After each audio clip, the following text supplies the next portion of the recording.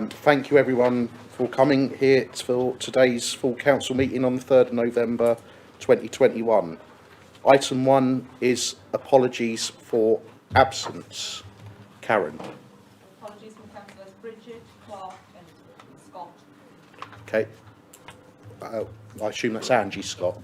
We also have Councillor Towns. Jen, Councillor Kennedy's going to be here about 4 o'clock. Thank you very much for that. Okay.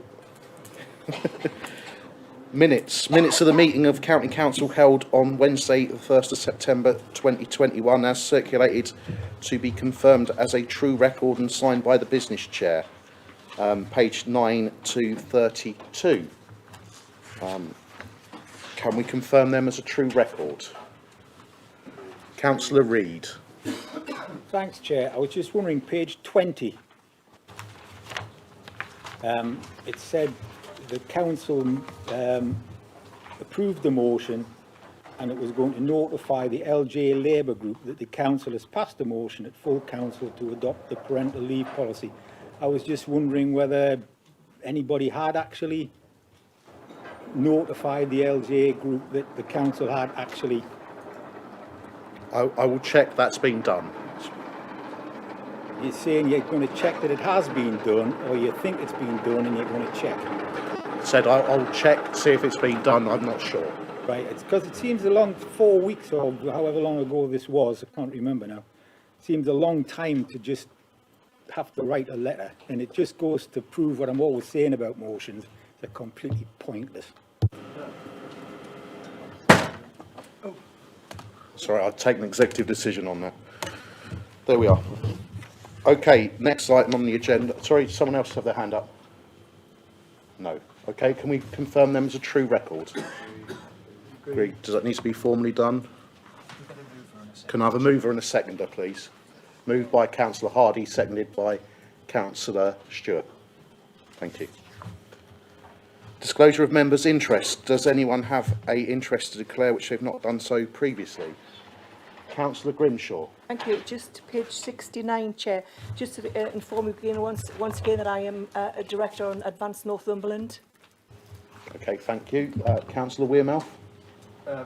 Thank you, Chair. On motions, item 9, I don't think that I really have a conflict, but I propose not to take part in any case. Thank you.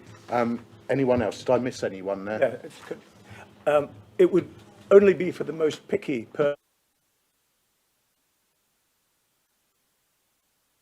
Albeit a small family farmer in Northumberland.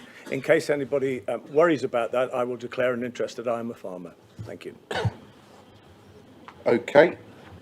Announcements.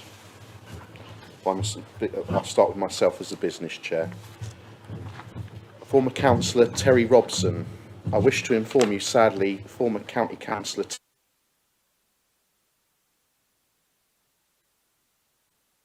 represented the Hexham Central with Acomb Ward from 1984 to 1989, and okay.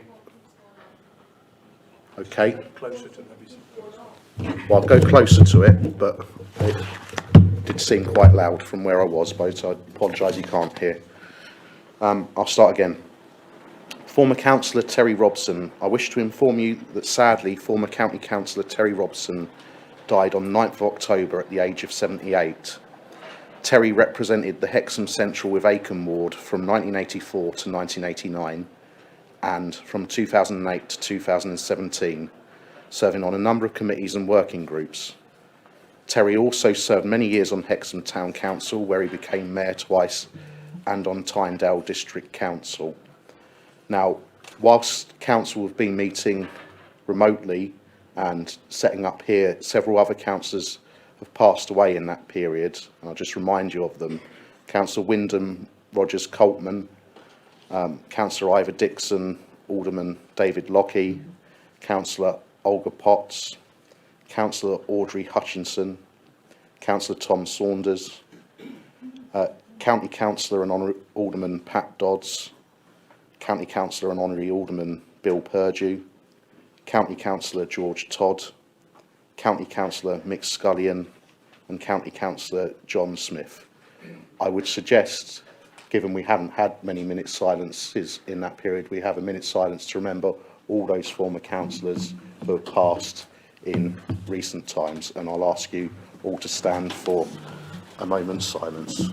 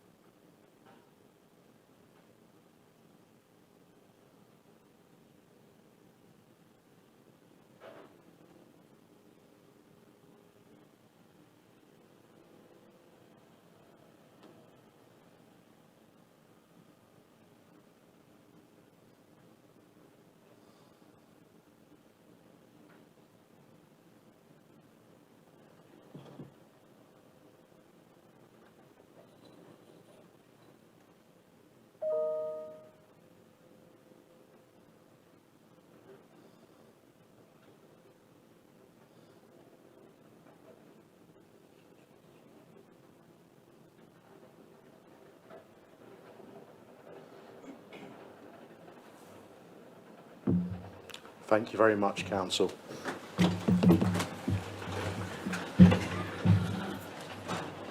Right, my next announcement is about service of Remembrance. We are unable to hold our normal Remembrance service at County Hall this year due to renovation works at the front of the building.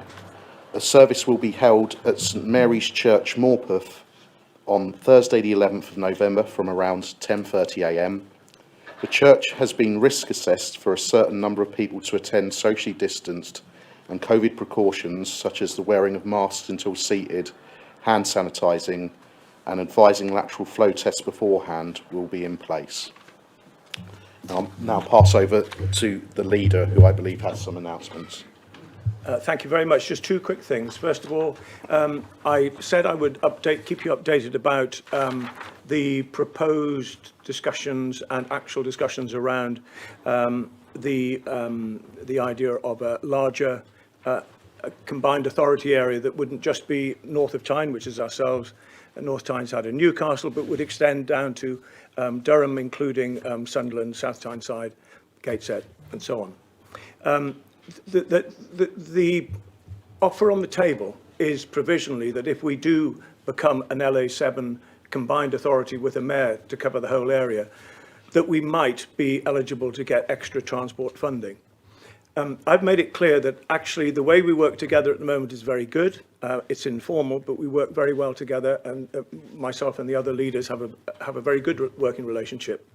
And I don't see the need yet to commit Northumberland to a larger authority unless I'm absolutely convinced that Northumberland would benefit from it. And at the moment, I'm not. So that is the position where we're at the moment. Discussions are continuing. There's no firm proposals on the table, but I will keep council involved. And if I think we are going to get to the stage when we need to start making a firm decision, I will ask your opinion and have a discussion and a debate about it. The second thing is that I've had a very interesting session late this morning on the East Coast Main Line. This was a virtual meeting with MPs and all the rail operators. In that, I did acknowledge the work that Northern have been doing with us on the brilliant Northumberland line, and they were grateful for that acknowledgement. But I also said that I hope very much that the next time we have a consultation about potential reduction in rail services, that all the train operators do it at the same time, which, as you may remember, they all did it at a different time this morning, a couple of months ago, which made it very difficult to follow. And that most importantly, they took note of everything that we had said in the consultation and didn't bring forward the kind of options again that would have meant commuters, having now got used to taking the train from Morpeth and other towns, lost their commuter train, that they think very carefully about taking any steps like that in the future. And they extend and expand the services to places like Cramlington, which is growing very fast. And I think they took that on board, and it was generally a very useful discussion, and Northumberland had its voice heard. Thank you. Thank you, Leader. I must go back to my announcement because I missed the two lines on the back about Remembrance Sunday. Given the success of our virtual service last year, which attracted hundreds of views from many countries. We will also live stream Remembrance Sunday events. Members and officers are encouraged to view the service virtually on our various social media platforms, and links will be circulated. But if you do wish to attend in person, can you let Jackie or Susan know well in advance so they can make sure there is sufficient space available? So thank you very much for letting me go back to that. I'll go to the next item, which is correspondence. I have no correspondence. And then I go to questions to be put to the business chair, a member of the cabinet, or a chair of any committee or subcommittee in accordance with the Constitution, Rules and Procedure number 10. Question 1 is from Councillor Hardy to Councillor Patterson. Councillor Hardy. Thank you, Chair. In 2019-2020, the Council had a budget of £2,086,884 for disabled facility grants. Only 85% of the Council's DFG budget was spent, while people living with life-limited diseases like MND struggled to get home adaptations that they needed. Will you work with me and support the MNDA Act to Adapt campaign to ensure that any Northumberland resident diagnosed with a terminal illness such as motor neuron disease will be given priority access to disabled facility grants and home adaptations? Councillor Patterson. Thank you very much, Councillor Hardy. And I will start by expressing my thanks and appreciation for all you've done to support the work of the Motor Neuron Association. So thank you for that. Motor neuron disease is a truly awful condition.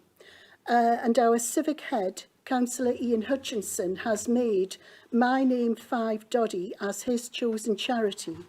And councillors and staff are hoping to raise money at a Christmas online event for this wonderful cause. So I'll go on now to the actual answer, which actually is quite long and detailed, so do bear with me, it's quite long.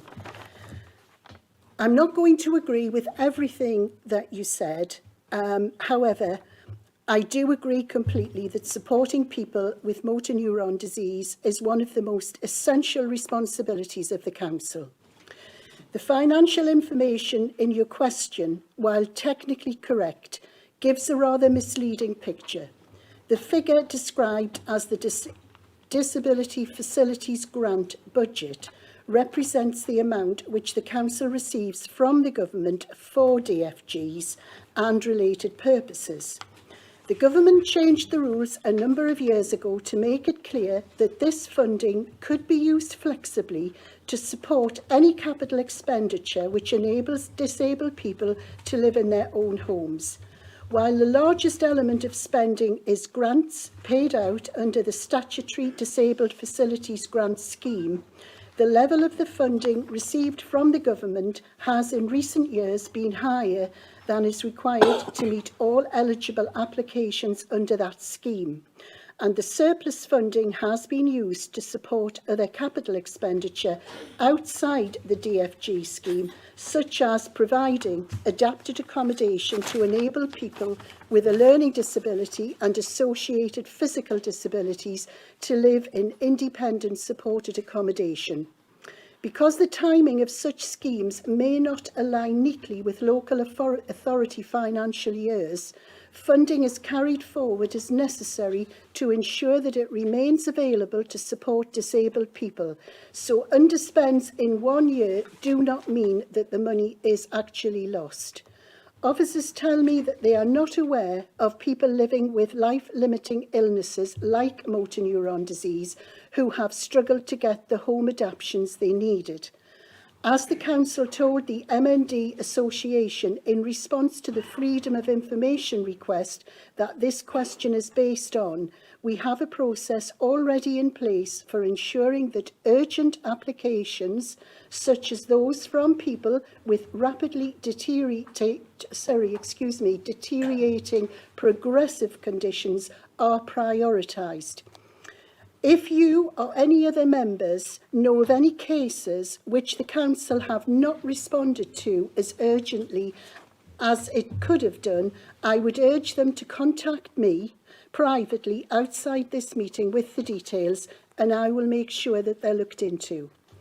I'm afraid I have a few reservations about the MND Association's campaign, which asks specifically for a fast-track process for people with MND and more favourable financial rules for people with the condition. In my view, priorities should be based on the urgency of people's need rather than on their specific diagnosis, and MND is not the only condition which can create very urgent needs. Councillor Hardy have taken a broader approach and have asked for priority to be given to anyone with a terminal illness. I am assured by officers that our current arrangements are designed to ensure, nearly finished, that this happens. Sorry about that. I'm happy to take up any specific issues that are raised with me. Have you got any further questions? Supplementary, Councillor Hardy.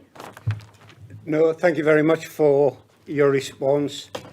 The only thing that I would suggest is that anyone that is given a diagnosis of terminal illness and issued with a DS 1500 be given a fast-track approach to disabled facility grants and home adaptations. Thank you. Thanks, Councillor Hardy. Right, thank you very much. Councillor Hill to Councillor Wearmouth. Thank you, Chair. The reference, of course, is to the recent coverage of the council having a crackdown on offensive street names, which has made the council look a bit of a Titlington. The question is, how many complaints has Northumberland County Council had over the last 10 years, or indeed ever, from residents and visitors who've taken grave offence and have had to reach for the smelling salts over the names of our streets? Not aware of any. Supplementary, Councillor Hill. Thank you very much. Well, you certainly upset the campaign for plain English. You described that this crackdown is baffling, patronising and humorless. I have to say, when I heard the name Shitlington and Cockplay, I thought it was referring to the activity of the Cabinet for the last 15 months. The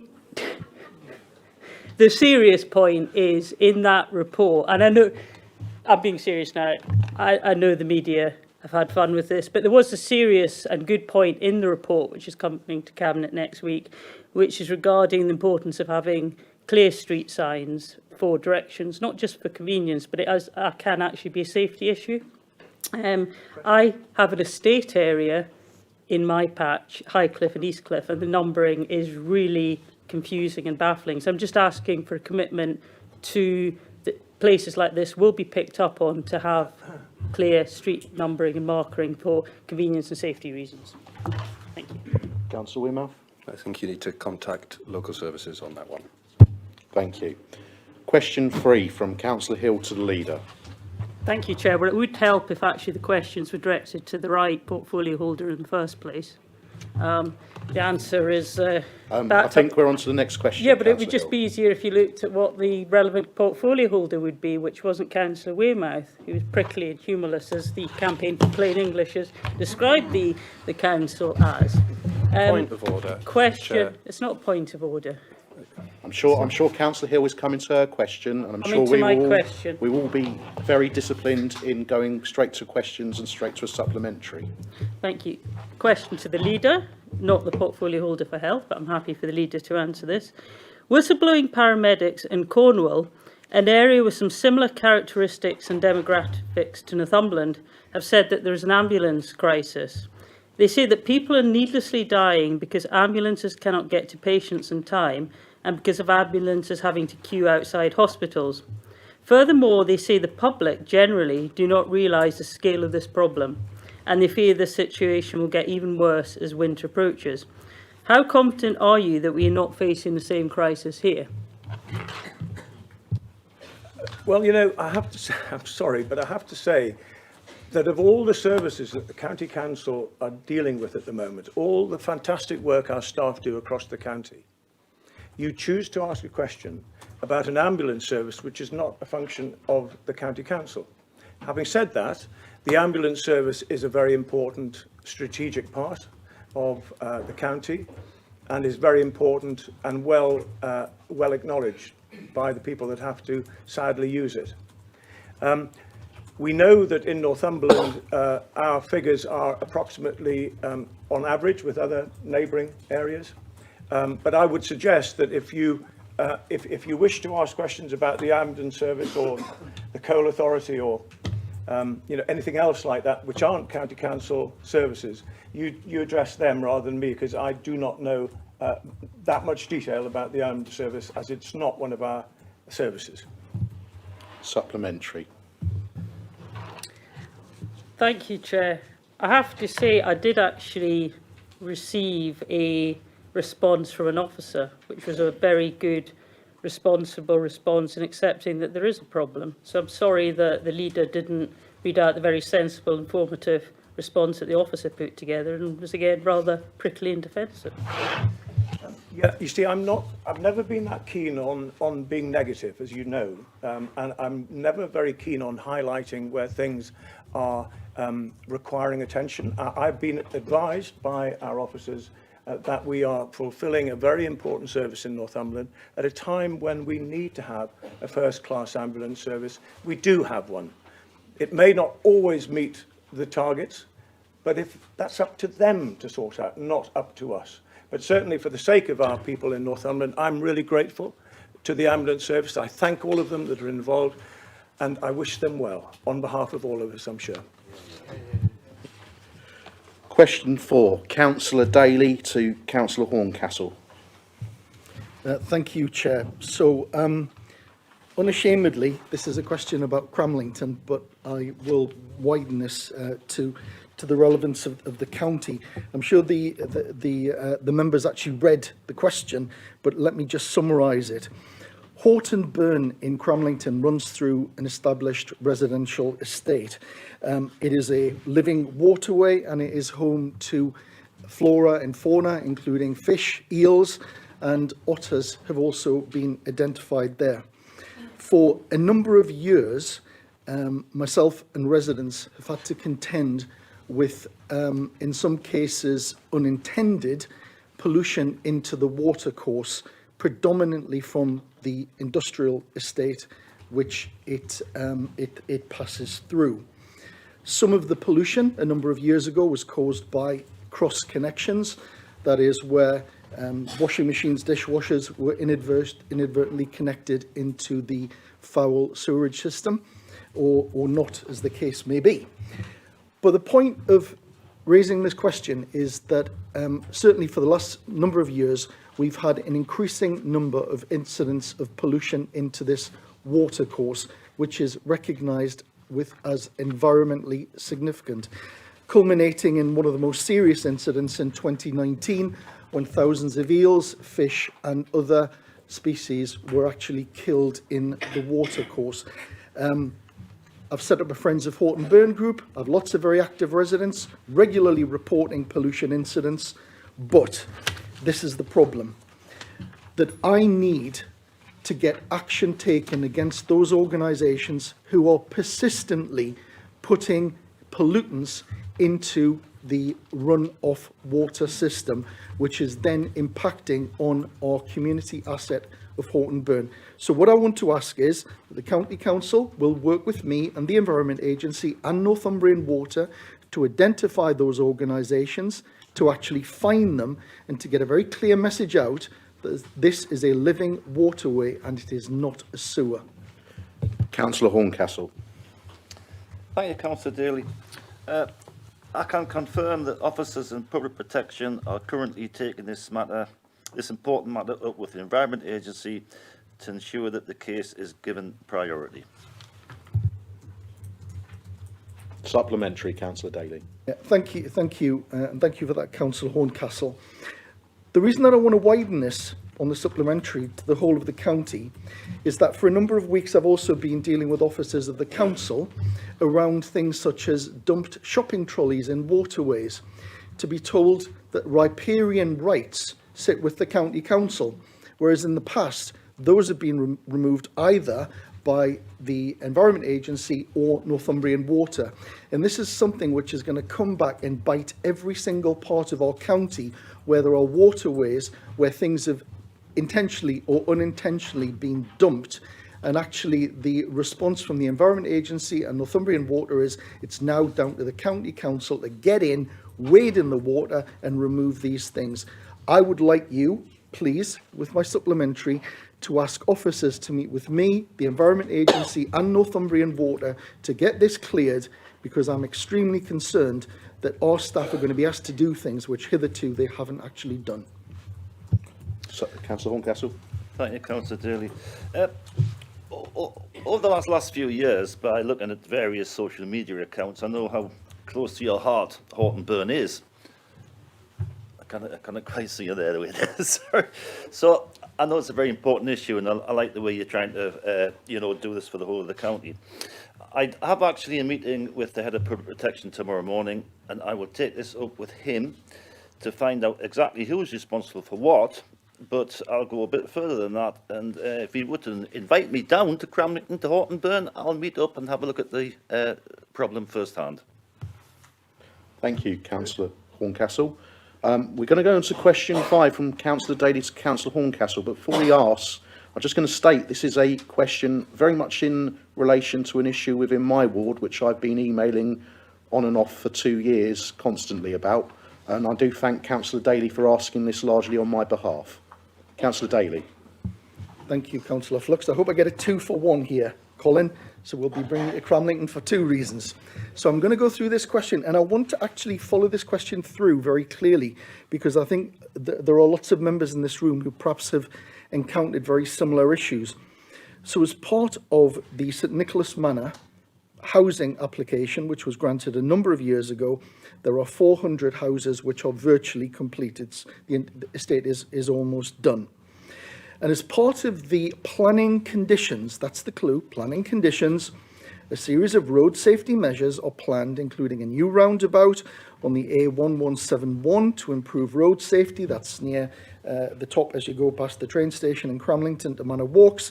New pedestrian crossing points, plus improvements to Station Road with cycle path links as part of the Section 278 agreement. And the area has been subject to a number of road closures due to very serious road traffic accidents, with complaints from residents and cyclists and massive concerns from residents in my area of Northburn, in St Nicholas Manor and the nearby Nelson Village. We were told back in 2019 that works would start immediately following the construction of the Westmoreland Way roundabout, which this administration put in at Manor Walks. This was completed in 2019. So why is it that more than 2 years later, with excuses and delays, such as they have just found out that a stone-built bus shelter is in the way, and incidentally it's been there for 15 years, why is this preventing the scheme from starting? And given that the Northumberland County Council planning team have done everything legally on our side to give the green light to this safety scheme, why is it that this urgent work shows no sign whatsoever of being started? Councillor Horncastle. Thank you, Councillor Daly. The Council has been endeavouring to resolve a number of issues linked to the site, but the development has been subject to numerous delays from the developers' legal teams. The finally required legal agreement was circulated to all parties in August. Unfortunately, one of the surety providers, National Housing Building Council, advised that the agreement was not sufficient for them to guarantee the properties.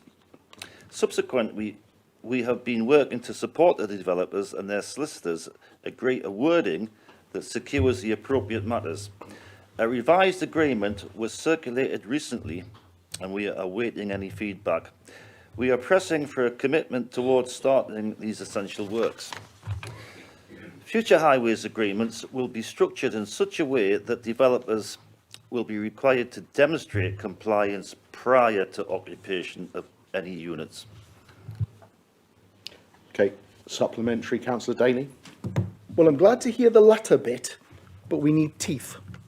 Because across the county, there are instances where large multi-million pound developers are quite frankly abusing the planning system and abusing our residents.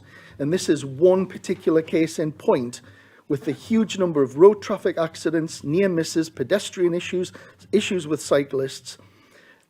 And you know who gets the blame for this? We do. The council gets the blame. It's not our fault, we just heard. It's the developers. We really have got to do something to hold developers to account that when they agree, they get something agreed in our planning system, that they follow it through. So what I'd like to do is take you up on your offer of coming to Cramlington to visit Horton Burn, and I would like you and some other officers from the council, please, to come along to have a look at this area, to have a look at the importance and the need for this scheme to be progressed. And quite frankly, we need to knock some heads together with some of these developers, because this is impacting on our residents on a daily basis. And I'm not prepared, and I know that Councillor Flux isn't prepared to tolerate this any longer. So thank you very much for that offer. And please, I'll happily welcome you to Cramlington. Okay, I don't think there was a question there. Yeah. So, Was there a question in that, Wayne? There was a question hidden in it, which Right. was, agree with me and come to Cramlington. I'm sure. I I'm think- Are you definitely sure you want to go? It's still yes, isn't it? I think the clue to this for everybody is the last two lines of what I just read out, where it says future highways agreements will be structured in such a way that developers will be required to demonstrate compliance.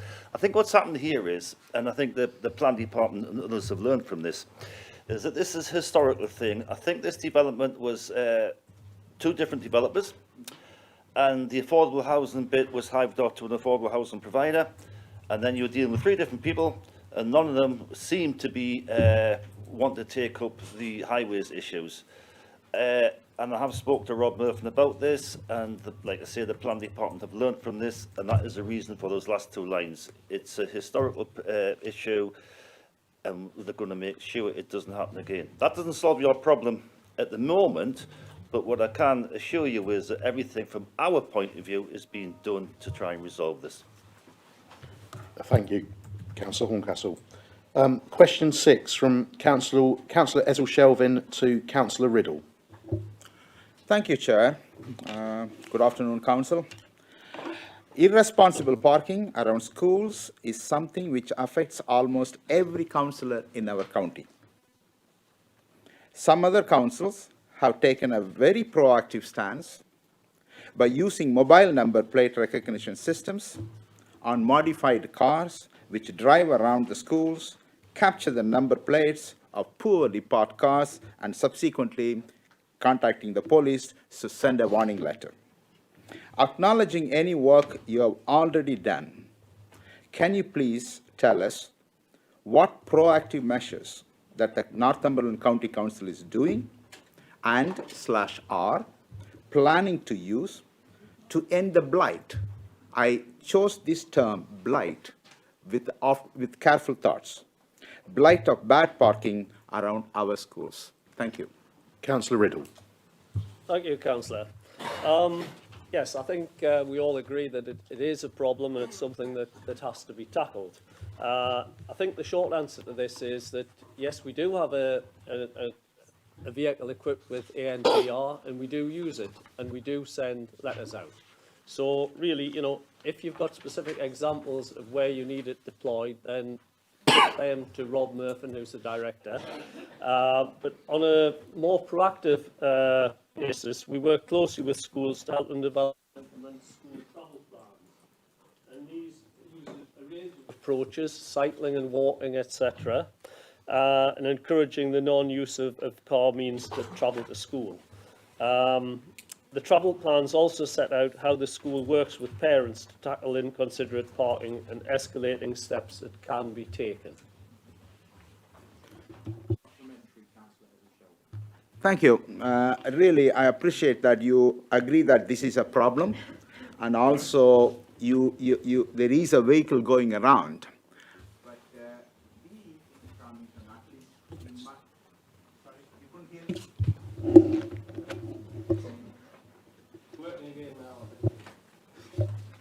Can you hear me? Yeah. Yeah, thank you. Yes, I really appreciate that you agree this is a problem, and also I'm pleased as well as surprised that there is a vehicle going around. I have never seen that vehicle, Councillor Riddle. At least in Cramlington, we have never seen. And this is, residents will agree with me that such a vehicle never came around. The type of vehicle I'm talking about is the one that carries a mobile camera, goes around and takes the pictures, is a kind of thing. And so you talked about, that's my questions, which never I get it. So is there any, I just want you to answer why we never see such a vehicle around this, around my area. And also you talked about travel plans, that's fine, we support, but there are streets which pay the council, so that these are called residents-only parking area. They pay, no parking streets. But we don't seem to be doing any special service to those residents who pay each year, so that council will look after this bad parking. Thank you. Okay, Councillor Riddle. Well, as far as the vehicle goes, if you want specific examples of where it's been, then I would have to get that information from officers. I can't tell you that from just off the cuff. And as far as normal parking goes, then, or indiscriminate parking that is on yellow lines, etc., then that is the traffic enforcement team. So, again, I'm afraid that a lot of that has to be, we are proactive in certain areas, but, we need areas highlighted where people have concerns. And it's a little bit like, snitching on people. I know some people don't like that, but it's the same with planning enforcement or any other enforcement. Unless we know, then we can't act. Thank you, Councillor Riddle. I'll go over to Councillor Scott Lee, to Councillor Horncastle. Thank you, Chair. Since my election in May, I've recovered over 200 abandoned shopping trolleys in Cramlington East. That's just in my ward. Doesn't include Councillor Daly's trolleys in Horton Burn. The retailers have failed to attend meetings to discuss the issue. Cramlington Town Council have twice invited them, and both times they've been empty-chaired. On here, we do have existing legislation that permits the local authority to adopt Schedule 4 of the Environmental Protection Act 1990, as amended by the Clean Neighbourhoods Act 2005, which allows the council to issue penalties to retailers for each abandoned trolley. A similar scheme in Cardiff fines each retailer £75 if they find their trolleys. Will Northumberland County Council give consideration to adopting this legislation? Councillor Horncastle. Thank you, Councillor Lee. The Council's Public Protection and Neighbourhood Services teams would explore the technical and practical implications of this by investigating the enforcement, collection and storage requirements. Following this, an update will be provided at the next full council meeting, which will be January. Supplementary, Councillor Lee. Thank you, Councillor Horncastle. I appreciate that you go ahead and have a look at potentially issuing the fines and if it's workable. In the meantime, obviously, it's still an ongoing problem. There's at least 8 abandoned trolleys a week in my ward, and what I would like to suggest is that a working group is formed to look into providing solutions and joining up the abandoned trolley thing in other areas to see if we can get a solution to the problem quicker. Thank you, Councillor Lee. Apologies, I was had a little bit of a cough there. I'll go to. Did you have anything to say on that, Councillor Horncastle? Well, I'm disappointed you haven't invited me down to Cramlington. So, listen, I do understand this is a problem because over the years, again, with social media and talking to Cramlington councillors, understand that the amount of time and effort that councillors like yourself, Councillors Dunbar and Flux and probably Wayne Daly have spent on this particular issue of supermarket trolleys. I hear what you say about a working group. Perhaps Rob Merton, who's sitting at the back of the room here, can maybe investigate the possibility of that.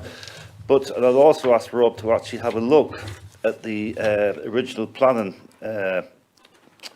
conditions that were attached to the approvals to see if there's anything in there. But it is a problem. I remember a while ago, Councillor Flux had 60 in his garden, I believe. And so it is certainly a problem. And you've raised it in public, and so we'll see what we can do. Yes, I was on the front page of Newspost Leader, you well remember. Okay, we go to the next question, which is Councillor Swinburne to the Leader. Councillor Swinburne. Thank you, Chair. And just to point out, there weren't Councillor Flux's trolleys, that he had collected them from around his ward. Northumberland County Council has rightly received significant praise for our work to tackle climate change and ultimately be Britain's environmentally greenest county. As part of the move to improve air quality, many residents in the county are now switching to electric vehicles. Cramlington has seen a significant increase in electric car ownership, and many taxi firms are looking to switch away from petrol and diesel to use an electric fleet. Given that Cramlington is the second biggest town in Northumberland and the recognised gateway to and from the county, how can we support the residents and growing number of people who visit the town for work and leisure with more off-street and communal charging points, so that in conjunction with increased public transport and improvements to the train station, we can make Cramlington the green town of Northumberland? Leader. Yeah, thank you very much. I guess Cramlington is the same as the whole of the county in that we are trying to make Northumberland reach the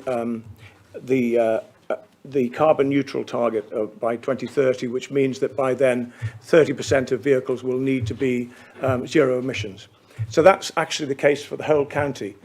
Turning to Cramlington, though, I think given the layout of that town, and the way the parks and the streets and the roads are laid out, I think there is a very good case to be made for rolling out some of the money that we have in our capital programme for looking at some more cycleways there, and also improving the one that is there already, which I think I'm right in saying is down in the LTP for some work this year, coming year.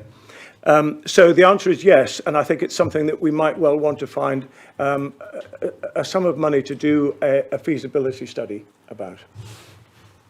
Supplementary, Councillor Swinburne. Thank you for that. Just to give you a bit more background, and I appreciate that Cramlington is not the only town that we're looking at here, but in 2015 there was just 1.1% of new vehicles registered that had a plug, compared to 3.2% in 2019, and by the end of December of that year, the figure had accelerated to 10.7%. The coronavirus pandemic has had an impact on vehicle sales, most noticeably this year. From March 2021, petrol and diesel vehicle sales dropped, with new registrations in September showing a significant reduction year on year, most significant with diesel sales dropping a huge 77%. And by comparison, the sale of electric vehicles on the same month had increased 44%. Over that same period of years, Cramlington's public charging points increased from 2 to 4, and those extra 2 weren't even council ones. We actually leased off some council land for someone else to do it. Following the September sales, the following panic buying at fuel stations saw a huge increase in electric vehicle interest at dealers, and some manufacturers have now got a minimum of 6-month plus waiting list for electric vehicles. Moving ahead, electric vehicles will not be the only option, but as we look forward to having a new gigafactory on my doorstep, I think it would be remiss of us not to be prepared and to help maintain and improve Cramlington as a thriving place to live and visit and promote a cleaner environment. The increasing growth in ownership means we need to accelerate charging availability from the current minimal options accessible at present. We can't wait for the government to tell us what we might get. We need action now, and given the COP26 meeting currently ongoing, we can send a message that the second biggest town in the county is ready to tackle the climate crisis. So I'm just asking if you will meet with me, my fellow councillors and the town council to develop these plans. Yes, you've heard of a rhetorical question before. That was what I would call a rhetorical statement. But the question right at the end is, yes, we take our climate change work very seriously. We have a motion about it today. It's true that Tesla have become, I think, the largest selling car in this last quarter. And I think that will continue. So far as the rollout of electric chargers are concerned, we are doing some hugely important work in some pilots doing pavement charging, and we have a large rollout of EV charging points in our capital programme. So we are running just as fast as anyone else, in fact, much faster than many other similar counties. So we're very much with you, and we want to see the County Council meet that target in 2030. And I think everyone is completely on the same page on that. So we will do it together. Thank you very much, Leader. I'll go to the next question, which is from Councillor Dale to Councillor Horncastle. Councillor Dale. That's me first, I think. I do beg your pardon. I do beg your pardon. I'm jumping ahead of myself. So, fire away, Councillor Dale. Thank you. This is a question to the Leader. Does this council support the use of smart meters as an effective aid in the rollout of renewable energy? And like Councillor Davey, I'm really talking about residents in one of my villages, which is Riding Mill, actually. Yes is the answer to that one. Right, Supplementary, Councillor Davey. thank you. I'm so pleased about that. Then hopefully you'll be able to, this council will be able to write to the government. The biggest issue we have in Riding Mill is there's no one service. Councillor Dale, can you speak closer to your microphone? We're struggling to hear you. Sorry, I can't shout. So move closer to the microphone. Right. Sorry. Where do you want me to start? Just from the start of your supplementary. Right, thank you. I'm glad, thank you very much, Councillor Sanderson, that you support the... sorry about that. Can I just have a glass of water? Thank you. That you support smart meters.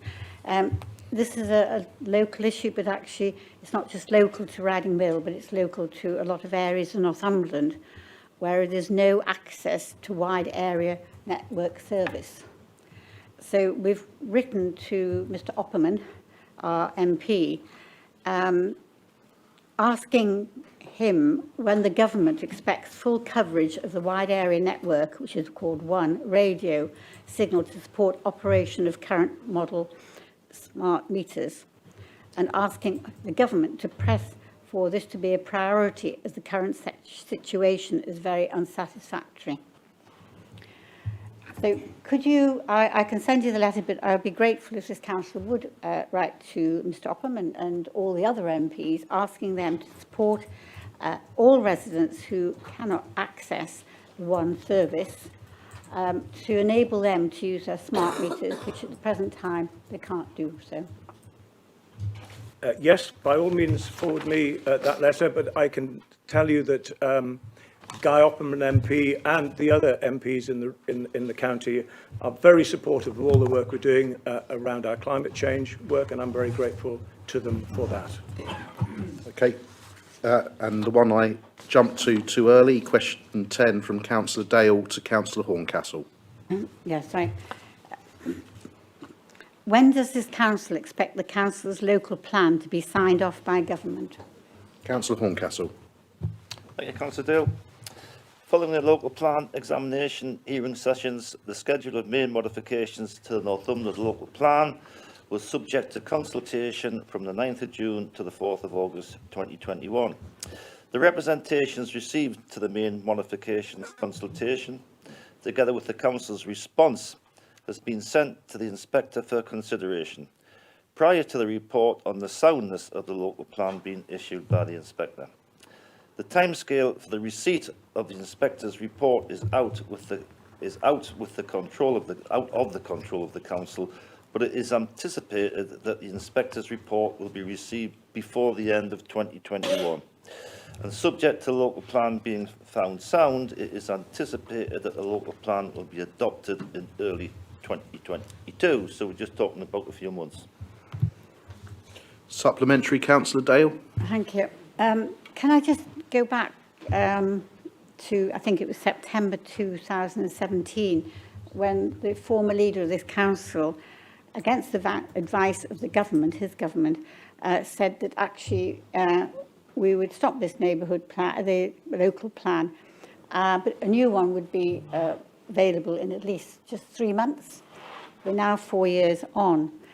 The main concern I have is that when the second local plan, or the original one, was removed, and then we got the new local plan in, but since then we've had an election, and a lot of members here won't know anything about the local plan that has been put forward to be adopted.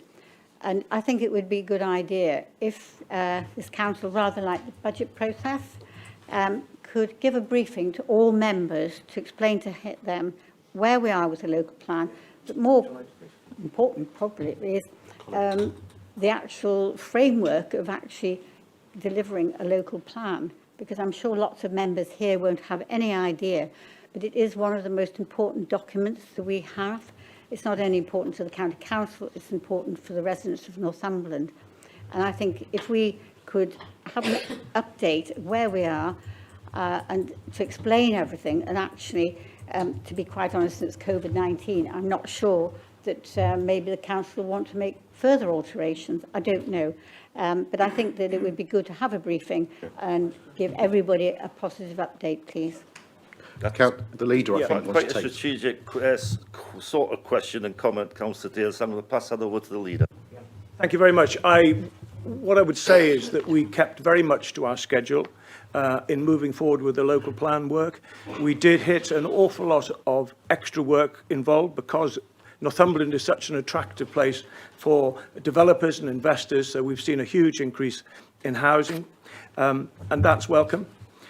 What I would say is that, again, it was a sort of a rhetorical statement, but I think what you were asking was, could you have, and could all members have some sort of an update on the local plan? And I'm more than happy to ask Rob Murphy, and who has given me the thumbs up, thank you. And we will produce that, and if there are any questions from that, please contact Councillor Horncastle or an officer, and they will be glad to update you. And what I would say, just before I finish this, is the amount of work that Rob and his team in planning have done. Absolutely. And I'll just say one other quick thing. I was at British Folk the other day, and the head man there said, of all the places that we've ever invested, Northumberland Planning Department is by far the best. So I say thank you to Rob and all our planning staff who've taken us through a huge amount of work to get to where we are with the local plan. May have taken slightly longer than we thought, but by golly, we've got one. We said we would, and we've got one. Can I? No, we've had that. You've had your supplementary, I'm afraid. Question 11 is from Councillor Maver to the leader. Thank you, Chair. Just before I start, I will say that I am a farmer, representing many other farmers in a rural ward. The need to address climate change is important, but I am also worried about the knock-on impacts to farmers and the rural community. In particular, tenant farmers and their workers. Many of you have contacted me to say that they are at risk or already have been served notice to vacate land to make way for rewilding, tree planting, etc. Would the leader set a motion, a review by NCC of the subject by NCC officers, and join me in discussions with local farmers so that we can ensure we understand the issues being encountered and identify positive ways to address them and support a vital industry. Can I thank Councillor Mather for his question? As I said at the beginning, I did declare an interest because I too am a farmer. That doesn't stop me in speaking on this subject. At the moment, we are looking as a nation towards finding more forestry in order to offset carbon, but also to look at a whole new range of environmental options for farmland and farmers and landowners and tenant farmers to take forward, and that's all fine. However, Northumberland is a very beautiful county. It's a beautiful county because of its farmers. You only need to look at the patchwork of farms, the hedges, the stone walls, the sheep, the cattle, and even our strongest Labour members, I'm quite sure, will say that, yes, Northumberland is a beautiful county, and thank you to our farmers and to our landowners for doing that. So we want to make sure that there is a proper balance in how we take this county forward. Farmers will have to adapt to the new conditions, and market forces undoubtedly will play its part. But we have to look at the welfare and the safeguarding, particularly of tenant farmers who are very much more vulnerable in this situation. And that's why I'm happy to say that I will set up a working group of officers of ours, along with representatives from the National Farmers Union, probably from the CLA, the Country Landowners Association, and perhaps the TFA, the Tenant Farmers Association, so that we can have a full discussion about how we should best go forward to safeguard particularly this county's tenant farmers. And I'll remind members that Northumberland, I think I'm right in saying, has the highest level of tenant farming of any county in the country. So they are important to us. They are important to us for the fantastic food they produce that we all enjoy. So I make that commitment now, and I'm also happy to invite the county's MPs to have a say in this as well. So let's take that forward, and I'll report back to Council at our next Council meeting on how what progress we've been able to make for the benefit of everyone who enjoys our countryside, enjoys our food, and enjoys the county as a whole. Thank you. Supplementary, Councillor Maver. Thank you, Leader, for that positive information there. As a working tenant farmer myself, would the Leader join me in saying the British lamb is one of the highest welfare, most sustainable in the world, ensuring grass is grazed, soil fertilised, and allowing more carbon to be locked up and producing protein that we can then eat. And in my opinion, Northumbrian lamb is the tastiest you can buy. Available 12 months of the year, and especially in the autumn when we have an abundance. Hear, hear. Actually, I would disagree with you. I would say Northumberland lamb is the very, very best that you can buy, as is Northumbrian beef and any other produced item that our county's farmers provide. So yes, as a meat eater myself, I would agree with you, and I think from the number of agreeing in this room that they would be with me on this as well. I see most people agreeing, so yes, we're with you on that. Thank you for that answer. That's the end of the questions there, so thank you very much for that. I hear the ironic cheers. I'll go to item 7 on the agenda, and that's to receive the minutes of the Cabinet meetings held on Wednesday the 25th of August 2021, Tuesday the 7th of September 2021, and Tuesday the 12th of October 2021. Do I see any comments upon those? Councillor Dunn. Thank you, Chair. I'm referring to the meetings on the 12th of October, I think. Firstly, can I just say that I can't place as much importance on the table which was presented in this report as the Cabinet appears to have done on the meeting on the 12th of October. This table, this comparison table, comes up every year, and sometimes it's actually not useful or necessary to compare ourselves to other authorities. We just actually need to do what we think is best for Northumberland. On page 55, the minutes state that Councillor Wearmouth provided reassurance to the Scrutiny Committee that this authority would provide additional support wherever possible from hardship funding or other sources. council tax on its own has the power to put increasing numbers of lower income families into debt. So can I ask, therefore, did the delivery plan for the Household Support Fund, which had to be submitted to the DWP on the 29th of October, include earmarking any funding as top-up support for the hardship fund, or other mechanisms aimed specifically for council tax support? I'll pass over to Councillor Wearmouth, although it may come up later on in the agenda, but I'll pass over to Councillor Wearmouth. Thank you, Chair. With your permission, Councillor, can we cover that in the latter parts under, what item is it? Item 10? Item 10, I think, because it will come up at that point. Yes, certainly. I just wanted to make it clear that the Scrutiny Committee had raised several concerns in this, and my problem is that I need to be assured that they were addressed in the Cabinet. Certainly my concern will always be that the hardship scheme is a discretionary scheme, and however good our referral partners are, there'll always be people that will possibly slip through that net, and we need to be strengthening that net now, not losing grip on it, so to speak. Thank you. Thank you, Councillor Dunn. And I'm sure that the Section 151 officer will now be fully prepared by the time we get to that point in the agenda that you anticipate an answer to that question, and she'll be able to provide the detail in supplement to my own. Thank you, Councillor Robinson. Thank you, Chair. Page 6, disposal. Disposal of land west of Chopin Road, Badlington. That's in my ward. Can I ask for an update about that disposal of land?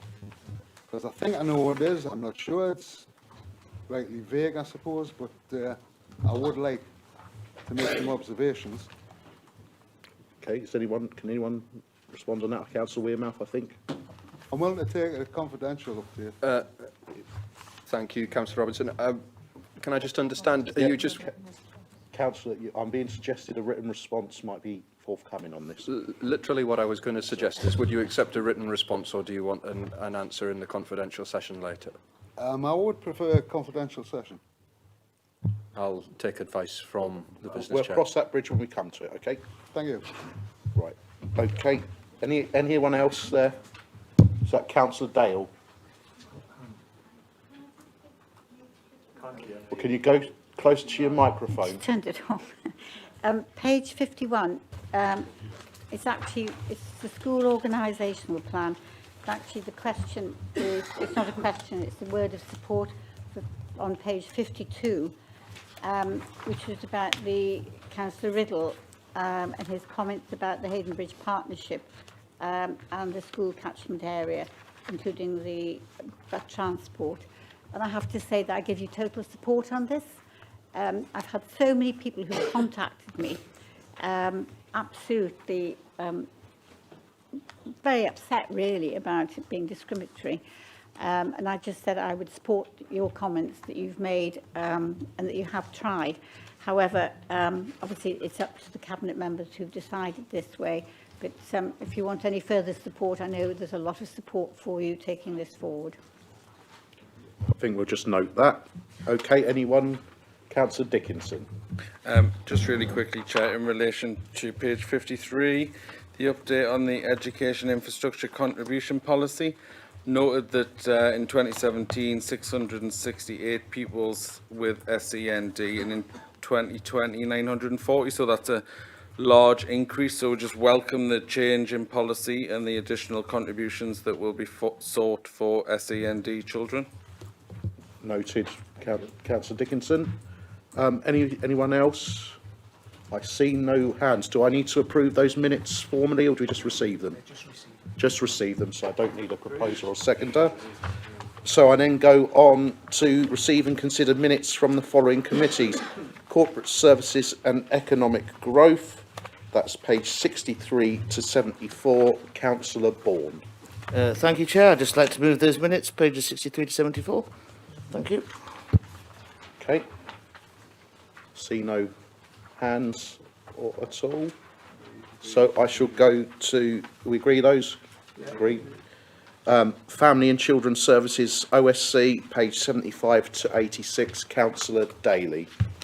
Hello, Chair. I'd just like to move the minutes, as you've previously stated there, for the Family and Children's Services, pages 75 to 86. If I could just quickly come in, there is something later on in the agenda around some changes to positions within the Council. I'd like to take this opportunity of thanking Councillor Gordon Stewart, who's been an exemplary Vice Chair of FACS over the past few months, and the only Vice Chair in history who can get the word Prudhoe against every possible agenda item on the minutes. So thank you very much, Gordon, for your help on that one. 75 to 86, Chair. Thank you very much. I see Councillor Wallace with his hand up. Yeah, thank you, Chair. If I may ask, it's on page 86. It's actually the last paragraph where Councillor Daly advised that the leader, Councillor Sanderson, had written to the Chancellor and Education Secretary. And if I may be permitted, if I can explain why I want to know what, if you're getting a response, is because of, as recently as Monday, my colleague and our local MP, Ian Lavery, raised this with the Minister in the House of Commons and asked a similar question, but he got no answer. Ian's very partial to, as many in this room are, of using social media. So he put out what he'd done on Monday on Facebook, and he got a response back, which, if I may be allowed just to share with colleagues. And the reason I want to share it is I think everyone in this room is familiar with what I'm about to read, and it's very brief, Chair. And it comes from Camas Primary School, from the head teacher. She thanks Ian for what he said in the House of Parliament, but he wanted to add some context. And it's a small rural primary school budgeted £12,000 for electricity this year, based on a spend of £10,500 last year. By September, the budget had been spent to £11,000 already, and we haven't hit winter, so going to spend double what I budgeted for. This will directly from our individual school budget and directly impact teaching and learning and the staff I can afford to keep to support children's learning who have already lost so much education due to the pandemic. So, if I may ask the leader if he can provide an answer, which Camas School hasn't been able to get, if he can provide an answer to Ian Lavery's question, because he got no answer. Scrutiny asked the question at this meeting and got no answer. And I've been aware that the leader of Labour Group asked this question to the leader and as yet hasn't received a letter. I'm sure, as I've said earlier, Chair, many colleagues in this building are hearing the same things from schools within that same ward. The cost and the impact on the education of our children is paramount, and budgets are being affected that it could end up schools being closed or teachers being finished. Thank you, Chair. If you want me to comment, I did write to the Schools Minister and also to the Chancellor, and a reply is in the system. I'm confident that they have taken on board, because I know the Schools Minister has, the issue. How much they'll be able to help, I can't guarantee. I have to say I don't look at social media, because I don't think it's terribly helpful to anyone. But if I had seen that, I would have put in a comment to say Northumberland County Council have also made the same request, and we feel as earnestly as I'm sure our MPs do. Thank you, Chair. If the leader doesn't mind, I'll respond in that manner back to the school, and I'm sure they'd appreciate those words. Thank you. Thank you, Councillor Wallace, for that. Do I have any more on that? No. Do we move those as a true record, Council? Thank you. And then I go to the next set, which is Communities in Place, page 87 to 94. Councillor Oliver. Thank you, Chair. I move the minutes of the meetings of the Communities in Place Overview and Scrutiny Committee on the 25th of August 2021. Councillor Morfett. There's a mistake in the minutes on page 89 of the agenda paper. It says that concerns were raised regarding the environmental impacts of hydro-treated vegetable oil. I only mentioned my concerns to make it clear that I understood the pros and the cons of alternative fuel sources, and I'd like to make it clear that I strongly support the idea of a HVO trial. Okay, thank you for that. I think I had Councillor Gallagher with his hand up as well. Thank you, Chair. Just want to draw attention to page 89 at the bottom where it's resolved, 1 and 2, and highlight number 2. The Cabinet be recommended to consider and invest to save our business case and to acquire more gully wagons to increase the capacity. I welcome that request, and we would need them around the southeast area of Northumberland ASAP. On a recent site visit round the whole of Ashington, we highlighted gullies were blocked. So if a programme can be pulled together for the southeast, and because everybody else seems to shout for their own wards here, I'll shout for Ashington. Can we look at Ashington first? But can I also request that before we get these new vehicles, let's train the people up beforehand so we can hit the ground running with the new vehicles to do the service that the county deserves. Thank you. Okay, does anyone want to respond on that? Oh, no, I think we'll move on, but I think your point's noted there. Councillor Dale. Thank you. Can I just say I'd like to support Councillor Gallagher. I know we've had an awful lot of rain the last 3 weeks. I've actually been out cleaning and finding gullies under floods. We all have different problems, and I think I've been through this before. Years ago, I was promised to visit, it never happened. And it's not the men, it's actually the resources, but also the fact that some gullies actually need cleaning out probably once a week, because the mud that's coming down the road blocks them up totally. And the officers, there's just not enough officers in some of the rural areas to keep all these gullies clear. And I can go out, I can go and find gullies, I can try and clear them, but I don't think that's my job particularly. But I think people have to understand that the different environments. As Ashington, I don't know what your environment's flat or how much greenery or whatever, but my ward's all on a hill. So the water all comes down off the hill,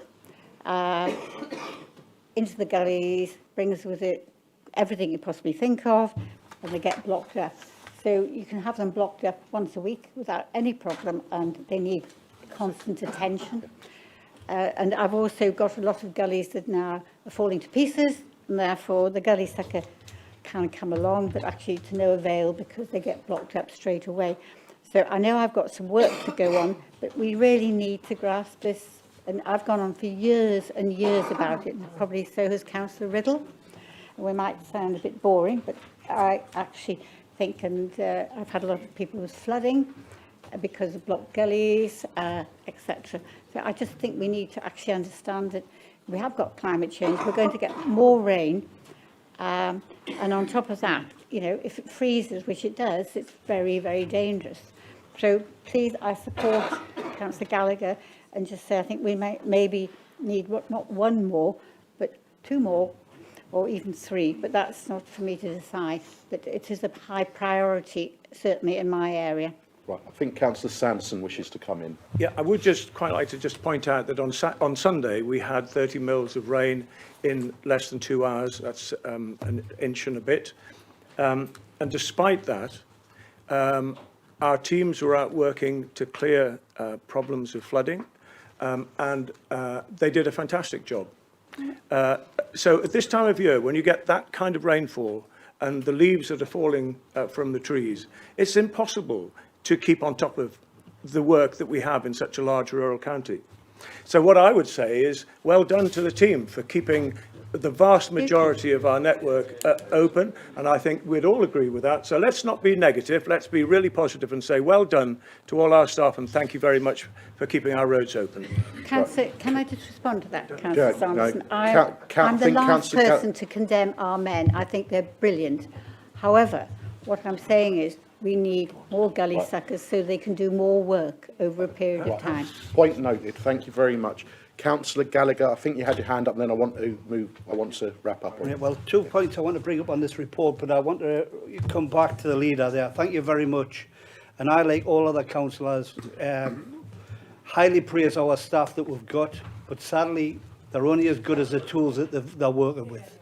So the reality for that statement to come through and say that we've got a wide-ranging, large county. How we monitor our problems in Ashington isn't on heavy rain, it's just on any rain. So the reality is all streets are getting blocked up. We're asking for help here. We went round with the portfolio holder only to find that there's weeds and different things growing out of them, out of these gullies. We need help. So we don't want to wait on a rain. We don't want to wait till their reports come. But can I tell you, people are getting sick of reporting now. They go online, they report it, and nothing gets done. So the frustration of the feedback doesn't come through now, but it did years ago. So please just help out. Thank you. Okay. Councillor Maver. Thanks, Chair. When we're on the subject of gully wagons, I did ask at that meeting of the specification of the gully wagon, and I want to say it was a very positive response that the gully wagons, the 4 that's come, have got jetters on them.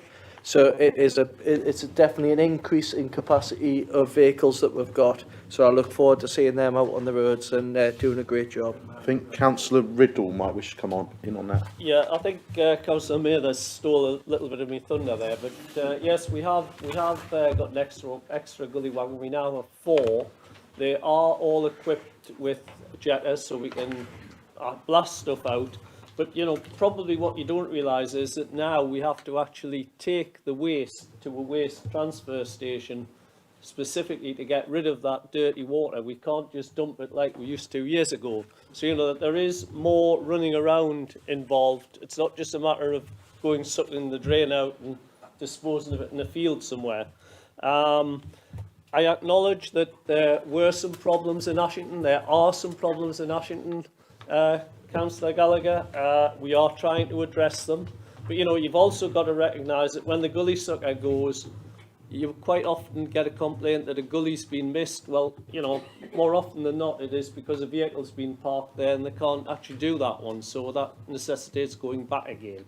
So, you know, we are onto it, and we have got some much better equipment now. So let's hope it does improve. Okay, I've got Councillor Murphy. Okay, well, I'll go to Councillor Ball. So I had to duck and weave to see it was you. There you are, Councillor Ball. Yeah, I'm just wondering, when are these machines going to make it to North Seaton Road in Ashington? Because when we went round in July, we were promised that when these machines finally materialised, that would be one of the first routes that were done. Still hasn't been done, still getting flooded. We're going into winter and it's really not good enough because we're getting promises that you're just not delivering on. So can we step up, please? That's very harsh. Very harsh. I think what we'll say is we'll come and see you, and you can show us the problem areas. And John and I will meet up with you, Councillor Ball. To be fair, you have already been out and the problem still isn't solved. I haven't been out. Yeah, you are too busy, unfortunately. Okay, I think we've got the point there. No, actually, can I? You haven't asked me to come specifically today, but now you have. I will. Thank you. Councillor Gallagher, I really want to wrap this up. I'll try and wrap this one up. Oh, your toilet, yeah. Sorry, Chair, I'll try and wrap this up. Glenn, you kindly offered to come out, but you declined because you had another meeting, and I respect that. Yeah. You sent your portfolio holders out and the head of service. We had that meeting and we had that drive around. It took a couple of hours around Ashington. We highlighted all the problems, irrespective of away from gullies, the weeds, everything that's the failure in Ashington. And I can say it was in the summer months, so it's taken that long to come back. And there were a lot of red faces from officers of a let-down service. So the reality is we are still waiting on a report coming back from the portfolio holder, from the head of departments, from the manager of the South East area. Never heard a thing. So please understand that you're asking to come back out again.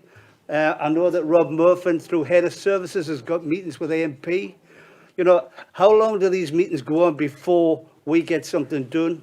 And the one request that I'll have is all 6 county councillors in Ashington, if you could update them of what your idea, your programme of work and your successes, as well as your failures. Thank you. Councillor Riddle? Yeah, I must respond to that, Councillor Gallagher, because you and I have spoken and we have met, and I did meet you last week, and we did agree that you would set up another meeting with the new director, Rob Murphy, which I believe is going to happen fairly soon. So, you know, it hasn't been forgot about, and it is on my radar. But, you know, we've got to work around the county as well. You know, I know that there was some problems there, but we will get them sorted. Thank you. I'm going to wrap that Chair, up. Chair, no, I've been mentioned there. I no. need to come back on that. No, I've got my gavel back and I'm using it. You've had four goes there. That's more than enough. Thank you. Right, can we agree them minutes from the Communities and Place Overview and Scrutiny Committee? Yes. Thank you. Chair. It's just to receive them? Just to receive them. Okay. Can we receive them rather than agree them? Thank you.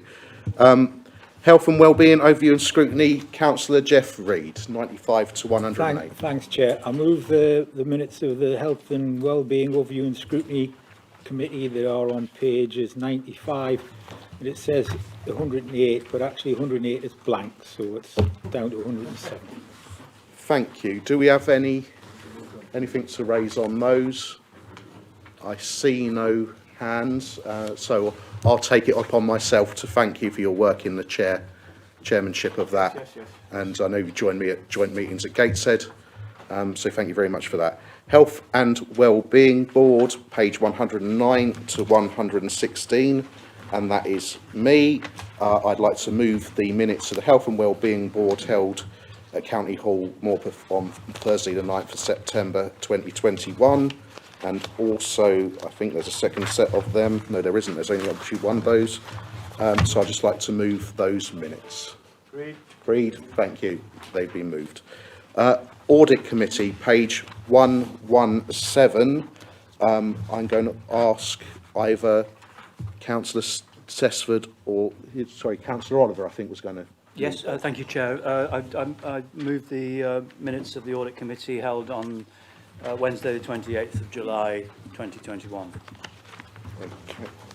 Okay, is that Councillor Grimshaw? Yes, please, Chair, just for a little bit of clarification. I had resigned from this particular committee and still noted on the minutes. However, I've also been marked down on the attendance for being absent. So I would like to have my attendance put back to 100%, please, if it's possible, because I wholeheartedly had resigned from that committee. If you could drop me and Karen Hadfield an email on that, that'd probably be the best thing, and I'm sure we can sort that out. Thank you very much, Chair. Thank you. Councillor Dickinson.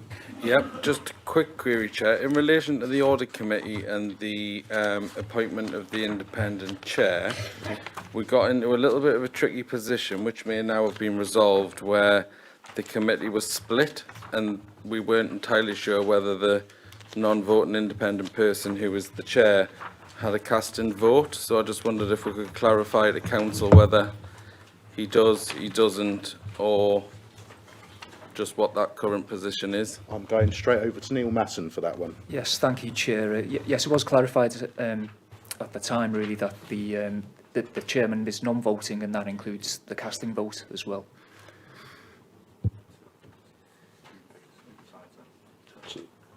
So I think do you have a supplementary on that, Councillor Dickinson? So in terms of functionality of the committee, I'm just a little bit concerned that it won't function when there isn't a casting vote ability, because when it splits, who makes the final decision? Is there any guidance on that, or do we need to come back to that? I think it might be an issue for consideration, Chair. Obviously, if there's no casting vote, then a vote will be equal, and a motion may not be passed in certain situations. So. Okay, in that respect, I think it's something we possibly need to look at, possibly Constitution Working Group or elsewhere, but I think we need to take it up next week, probably. Councillor Oliver, did you have your hand up? Well, I was going to say perhaps the Deputy Chair, I mean, it would need a change to the Constitution probably, but perhaps the Deputy Chair could... It would seem to be a certain logic to that, wouldn't there? Shall I move the next minutes then? Yes, if you would, and then I'll come back to... So the audit, move the Audit Committee minutes of Thursday the 7th of October. Okay, I've got Councillor Swinburne. It might have been about the previous one, but I'll let you come in anyway. Yeah, thank you, Chair. When you read through minutes of various scrutiny meetings, excuse me, it's not uncommon to see various challenges and discussion. However, reading the minutes of the audit committees, I'm concerned when I read about issues raised of illegal activities none of which have been raised publicly before here openly or to other members with evidence that I'm aware of. To see that advice is given both by officers and the external auditor and then ignored, to see points raised which have been answered and resolved previously, and to see detailed questioning on investigation matters which are way outside the remit of an audit committee function. I'm left questioning what the objectives are of some of the audit committee and if this is how things will be continuing on that committee. I think all I can do is note your comments, Councillor Swinburne. Thank you. Councillor Grimshaw. Yes, thank you, Chair. I also watched that audit committee and I was absolutely disgusted because that's not what it's about. It's about to be impartial and going with officers' recommendations, etc. And unfortunately, it wasn't. It was an absolute disgrace. So I reiterate Councillor Swinburne's sentiments. Councillor Dickinson. Just in relation to the second section of minutes, I think Councillor Swinburne's absolutely right. I think that meeting and that audit committee really needs an evaluation of membership, which is down to the leader. Yeah, yes, it is down to me, and I'll take my decision in the appropriate way. Okay, any other comments at all? No, I think we've moved those minutes there. Great. Okay, so I move on to item 9 on the agenda, which is motion number 1 from Councillor Sanderson. I'll pass over to Councillor Sanderson. I think Councillor Wearmouth's just leaving at this junction. Yeah, okay. Thank you very much. I'll be brief. The motion is before you. The reasons for it are fairly clear. If I can just maybe explain why it is that I brought this today, because it is absolutely essential that if we are going to meet our zero targets for the county and for the region and for the country, we have to decarbonise the electricity supply. And we're well placed in Northumberland to be able to do this because of our incredible capacity of offshore wind, solar and hopefully in the near future batteries. So this gives us an opportunity to use the renewable power we generate locally and could be hugely important for our county and for our neighbouring local authorities. So if made law, and it looks like there is a really good chance that it will be, the bill would be applicable to both commercial opportunities, for example, around the Port of Blythe area, and community organisations also. And it's especially relevant for those communities who rely on other sources of power.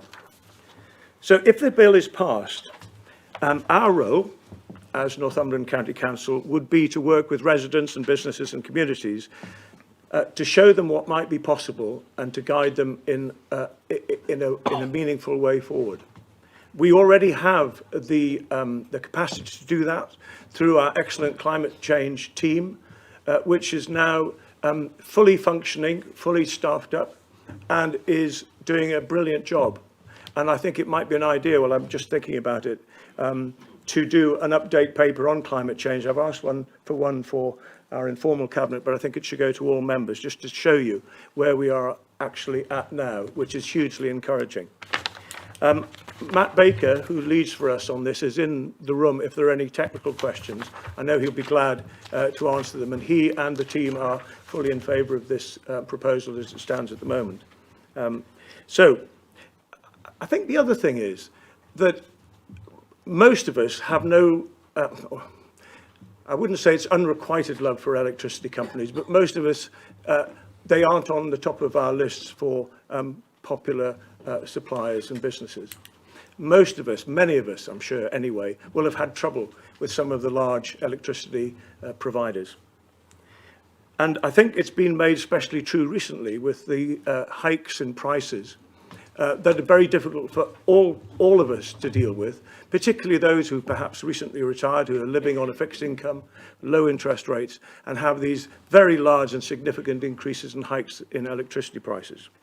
And I think the worry for me is that something like 10% of our population live in fuel poverty, and increases in prices like we've seen will only make that worse. So I put it to you that if there is an opportunity to pass a bill that will allow local generators to sell electricity locally, then surely it's got to be something that we agree to. There are 150 cross-party, Lib Dems, Labour, Conservatives, Scottish Independents, all the rest of them, all in favour of this. Labour as well, did I forget Labour? Sorry. Very much cross-party, and something like 50 local councils are signed up to this. Large counties like our own, for example, like Lancashire is one. So they've signed up to this, and I would really like it if we could sign up to this as well. Thank you. I think Councillor Plojash wishes to second that. Yes, I would like to second the motion, and I would like to highlight that will create a great opportunity to diversify suppliers market, cut prices, and support local communities, jobs, and economies by keeping money in the area. And I really hope that today we will join nearly 80 local authorities in the country who support that bill. Thank you. Okay, that's been proposed and seconded. Do we have any other people wishing to debate this? Councillor Hill. Thank you, Chair.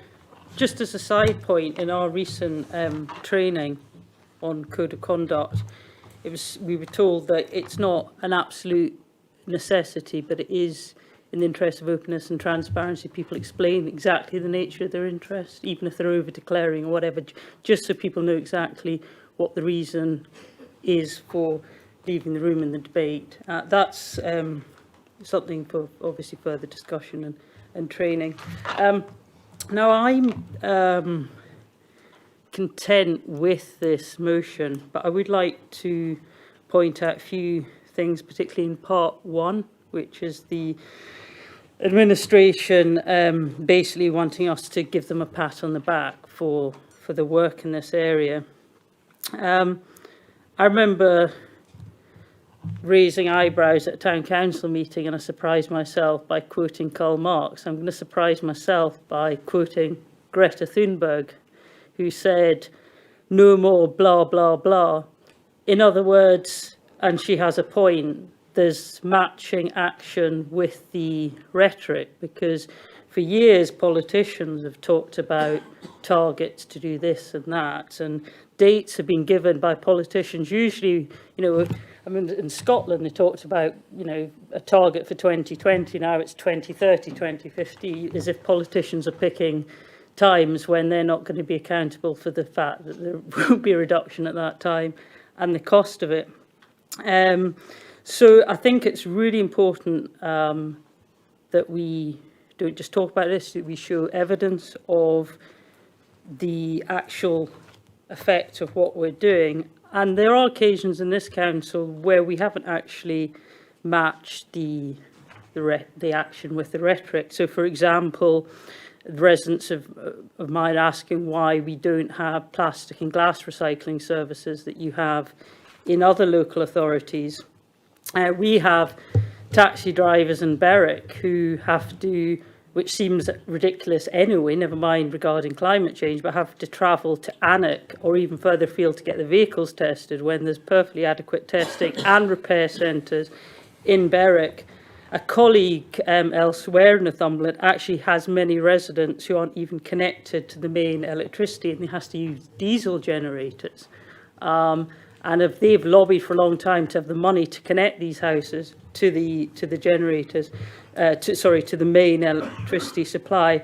So I think we've got to be sure that it's not just rhetoric. The government is very good at putting its climate change hat on, but then it will quickly take it off when it announces things like cheaper domestic flights. So there needs to be a consistency.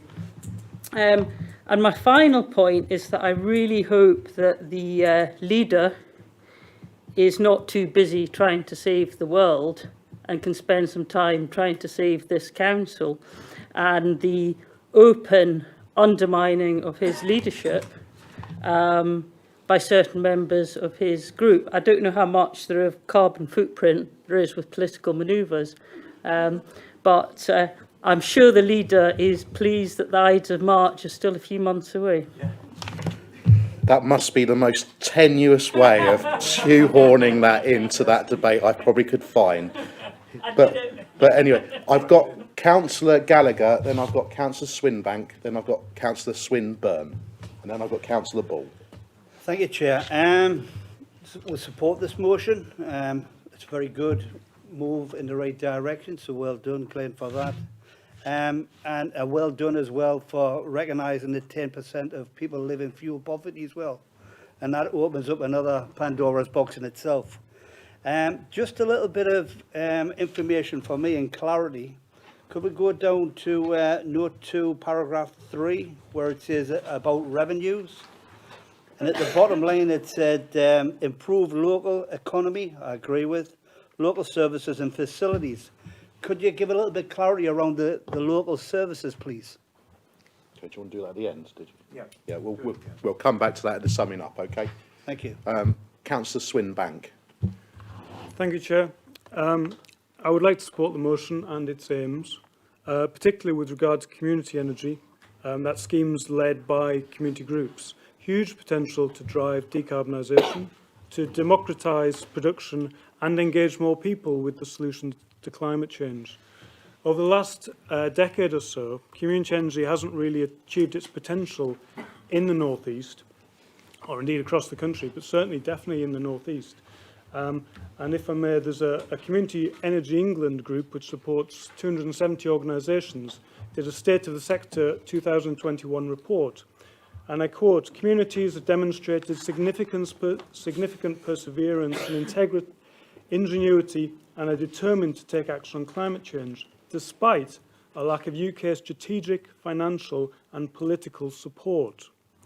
This sector is clearly struggling just at the time when we need it most. Previous policy failure is why we are at a climate emergency right now. I support this motion. Okay. Councillor Swinburne. Thank you, Chair. Just a question for clarity, if you could, please. So what we're looking at here is local supplies, local people, etc. So that differs from previously, I'm going to refer to Nottingham and the Robin Hood Energy Company that they set up, which failed magnificently at great cost to the council and then the people. And so this isn't going to be an energy supplier, as we've seen on a national scale, which have failed and had to be, bailed out by Ofgem, etc., etc. So it's just a bit of clarity that it is a completely different thing, and this is just for the local economy. Just if you could confirm that, please. Okay. Councillor Ball. So I would just like to speak in support of this. One thing that I would like a little bit more clarity on, and a commitment from yourself, is with the efforts from the council. If we can look into the day-to-day run of the council, reducing things like meetings, that could be team meetings, is stopping people coming in for 20 minutes, as happened to me last week. It took me longer to get through Morpeth than what I was actually in the meeting. So reducing our own personal carbon footprint, but also looking at things like the paperless. Every single person in here gets reams of paper sent to them that have to be delivered at a cost from the council, but also it's our carbon footprint of actually getting that stuff to us as well. So I think we also need to make a commitment and not just have a statement, but make a deeper commitment as well. Thank you. Thank you. Right, I've got my next trio are going to be Councillor Dodd, Councillor Dickinson, and who was the third one who put their hand up? I'll go for Councillor Reid put his hand up as well. So I'll go for Councillor, and I know a number of you have as well, so I'll come back to you. But Councillor Dodd. Yeah, it was great to hear about the amount of rain earlier. And what I would like to see in this is a little bit more hydroelectric, or, at least some enthusiasm for it. I have 2 hydroelectric plants. And every time it rains, they're not in this county, so I'm not declaring any interests in it. It's fantastic. And water comes down that hill in Dumfries, and it turns it into, never mind electric, it turns into a profit. And I asked my accountant, does anybody, based in Hexham, does anybody have any other similar sort of equipment, like a hydroelectric plant? in this county said no. Nobody. Yet we are in sort of hilly areas, Wooler, Alnwick, Allendale, where it would really go down well. And, you know, in the words of farming diversification, it would be very, very good and very, very green. So I would encourage that, and I would gladly take anybody to see how it works. Thank you. Councillor Dickinson. Thanks, Chair. So obviously we are offering cross-party support on this today because we think it includes a lot of the things that are good about the work that we're doing as a council, but as colleagues have referenced, some areas that need to be improved. Definitely more utilisation of technology and less reams of paper sent to us as a starting block would be fantastic. In terms of our concerns though, Glenn, we do have a few. One of the ones we'd really like to see the council push forward with is cooperative in terms of community wealth building, so that the local communities themselves actually see the benefits from some of this work. And I think where other areas have failed is where the councils try to be a large provider rather than enabling small organisations to pull together and provide better services on the back of community wealth building through electrifying and generating their own energy. We've heard where today on a number of occasions schools and other facilities that we all rely on or our families rely on facing huge bills, so we would really like to see some of the local energy repurposed to support our schools in Northumberland and reduce some of their bills. So all in all, the way it looks on paper, you know, it's palatable, we can accept it. We do need to see some actions though, and we're happy to create those actions and get policy through council that makes a difference. But we really want to see it on a really local, granular, detailed level about how communities can benefit, how we can set up small community cooperatives, and how our schools and other facilities can benefit from lower prices generated by Northumberland's own energy. Okay, sure as night follows day, Councillor Reid follows Councillor Dickinson. Thanks, Chair. Well, you've all read something completely different to me, and as usual, I'll be refusing to vote on this because it's completely pointless. So the first thing you're being asked to do is acknowledge. And do we actually have, can you say that we have actually seen any effort that the council's made to reduce greenhouse gases over and above what we're being told to do by the government? I can't say that I can acknowledge that. The paragraph 2 is recognises. We're being asked to recognise this. We're not asked to put any policies in place or get the council to do anything. We're just being asked to recognise these things. And if you think how difficult it is, no matter how the electricity is produced, it is fed into the national grid, and it all goes down the same wires to your house. So you can't actually really guarantee that if you've got a wind farm at the bottom of your street, the electricity that you're using has actually come from that wind farm, unless it's wired up directly from the wind farm to your house. It all goes on the grid. Your electricity could come from anywhere in the country. In fact, it could come from Norway or France. So that is totally pointless. And the thing that really, really, really, really, really irritates me is the last thing you're being asked to do is write to your local MP. Well, when was the last time we passed a motion where the letter was actually written, it was actually sent? And if it was written and it was sent, when was the last time we ever got an answer from any of the MPs we wrote to? The answer to that is never. It's the same, that's why I asked the question at the beginning of this. Did anybody from the council inform the Labour LGA group that we passed a motion about parental leave? Complete silence. Why? Because nobody did it. So if you're going to pass this, then I suggest that the letter is written and then circulated to all councillors and then sent to the 4 MPs. And when we come back in January, there should be something on the agenda that says, We got a reply from all 4 MPs, but I can bet you can bet your bottom dollar there will be no response from any of them, because it just disappears into the mailbox, or it just gets shredded when it gets to the Houses of Parliament. But what I think is really funny is the people who organised this live at the Camden Collective.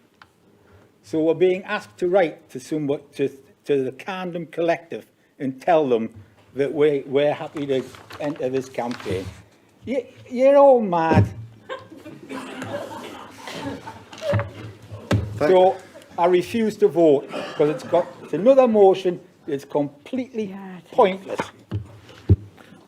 Noted, Councillor Reid. I've got my next quad. I've got Councillor Kennedy, I've got Councillor Daly, I've got Councillor Morfitt, and I've got Councillor Carty, and then I've got Councillor Dale. I'm up to 5. Thank you, Chair. And, you know, Glenn, well done on bringing this motion, so thank you for that. It's good.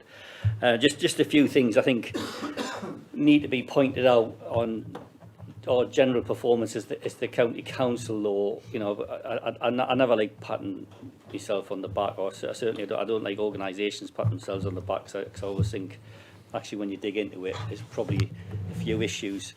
I mean, as far as I understand, our recycling rate is somewhere in the mid-30s. That isn't great. So we know we need to get that better.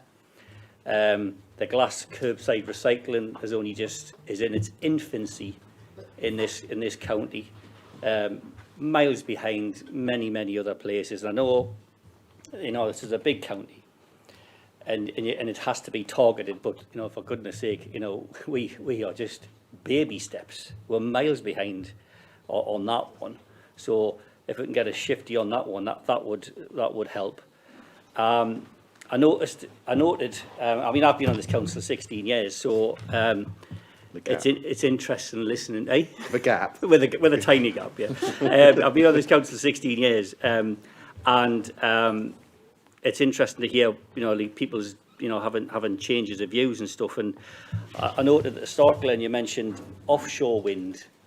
But you didn't mention onshore wind, because I know I used to remember all them years ago your massive campaigns against onshore wind, and you were in the newspaper all the time about that you didn't want onshore wind.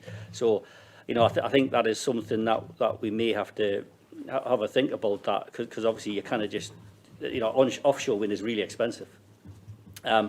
And I think the point also raised by the previous councillor as well, and this used to drive me insane. You know, I've been civil servant for many years, and this is about council meetings. Now, I used to always ask and say, why can't we have council meetings by telephone or by electronic means all those years ago? And the only reason we brought that in is because of COVID. It was not because we wanted to do it. It's because we had to do it, because we were forced to do it. And I just think that's an attitude, and it's a behaviour, and it's a culture of this council that really needs to be thought about it. It's not as if we're all, say, living in the city of Newcastle, where it's a handful of miles to travel. We all travel many miles. Many of us travel. I mean, it took me an hour to get here today. Well, that's choice, isn't it, really? So yeah, because I work, you know, keep you in a pension. The thing that has to happen here is we need an attitude and a behaviour. You know, where if we can have council meetings, is continue that. You know, and not just keep driving up and down the motorway all the time just to get here. So I do think there's those things to be considered as well. But Glenn, I think it's a good thing you brought this, and I'm really pleased. So thank you. Thank you. Thank you. I think I had Councillor Daly next. Thank you, Chair. Again, fully supportive of this. It diversifies the supplier base, and it actually, to use an old word we haven't used in here for a long while, it's localism in action. And local supplier bases providing local energy for local people. It makes common sense. I would just ask a couple of things which I hope you can pick up in your summary, Leader. There's a quarter of this talks about electricity. There are a quarter of households in the UK sitting on former coalfield areas. So I think we also need to include geothermal technology as well, because I know that in parts of Scotland, they're looking at geothermal heating of houses from former mine works. And certainly there are a number of housing estates in Denmark who use this technology. And again, it's a form of how we can use local infrastructure to supply our houses. I would also ask you as well in your summation, we all support this, it's very clear, lots of people come up with really good ideas. What I would like to hear from you is what our call to action is going to be as a local authority, and how we can start putting plans in place to make some of this actually happen, because it's a very, very good idea. So completely commend you and support the motion. Okay, Councillor Morford. Thank you, Chair. I fully support the motion. I share one of Councillor Reid's concerns. I've asked my MP to support the local electricity bill a number of times over the last year or so, as have many of his constituents. I don't believe I've had a response to any of my emails, and I noticed that he hasn't declared his support on the Power for People website, and not one of Northumberland's 4 MPs has done that.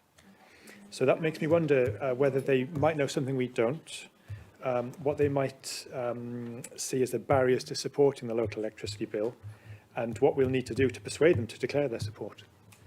And finally, like Councillor Dickinson, I'd also like to know what other actions we could take to facilitate community-led renewable energy generation. Thank you. Councillor Carty. Barry, I'll be really brief because there's a number of our members need a comfort break, but I'll be really Likewise. brief, right? I want to come back to Councillor Ball's mention about how we can best help this in county as well. Now, in a number of meetings I've been to, and I've actually keep bringing it up about the online meetings that we used to have, and I do think there's a way forward for online meetings that will save the council a lot of money in travel and officers' time. Now, I'm not saying for every single meeting, but for some meetings it's perfectly acceptable, and I do know that government didn't want us to do that, but if we actually lead the way in this, our outside bodies such as the national parks, such as the sea fisheries, will follow us in doing this, because they also want online meetings as well, but aren't really allowed to do so. Like I say, Barry, it's not every meeting, it's just some meetings. And as well, I actually encourage growing of more trees and things like that, but I would like to see not just forests, I would like to see orchards planted up so people can actually feed themselves and whatever. But I do support the motion fully, but can our members please have a comfort break? It's really important. Well, I would like to hope we're done by 5 o'clock on this, and if we do, I will ask for a comfort break now. Councillor Vilcek, is it a point of order? No, it's just that Oh, so you just wish to speak? Okay, so I'll go to Councillor Dale and then to Councillor Vilcek. Can I just say, sorry, I support the motion. However, I do have questions about the impact on our neighbourhood plans. Quite a lot of the villages in the rural areas or conservation area, there's green belt all around, etc., etc. So I think what I would like to say is that consideration should be given to neighbourhood plans, but also the local plan.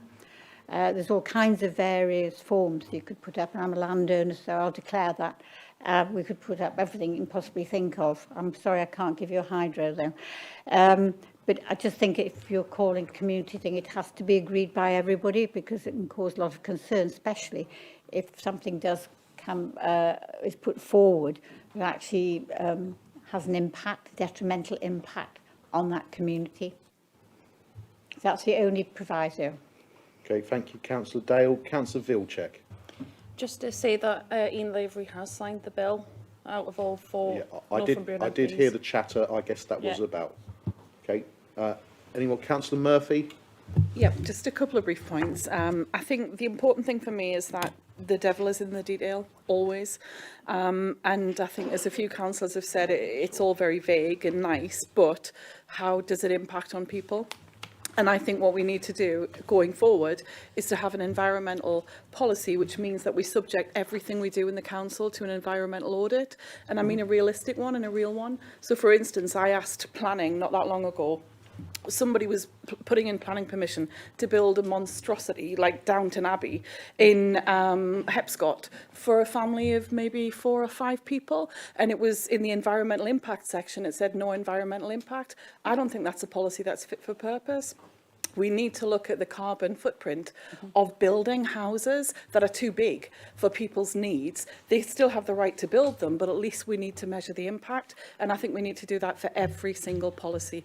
Everything we do in the council, put it through an environmental audit, so including flight travel, you know, people doing short-haul flights on business trips when we should be investing in our railways. That's happening now in Northumberland. So if we're real about this, we have to have a proper policy that applies to everything. Thank you. Okay, I think there's also a clamour for a comfort break, so I think, are we all done with debate there if I go to the leader to sum up? Okay, shall I be very quick, or shall I take a long time?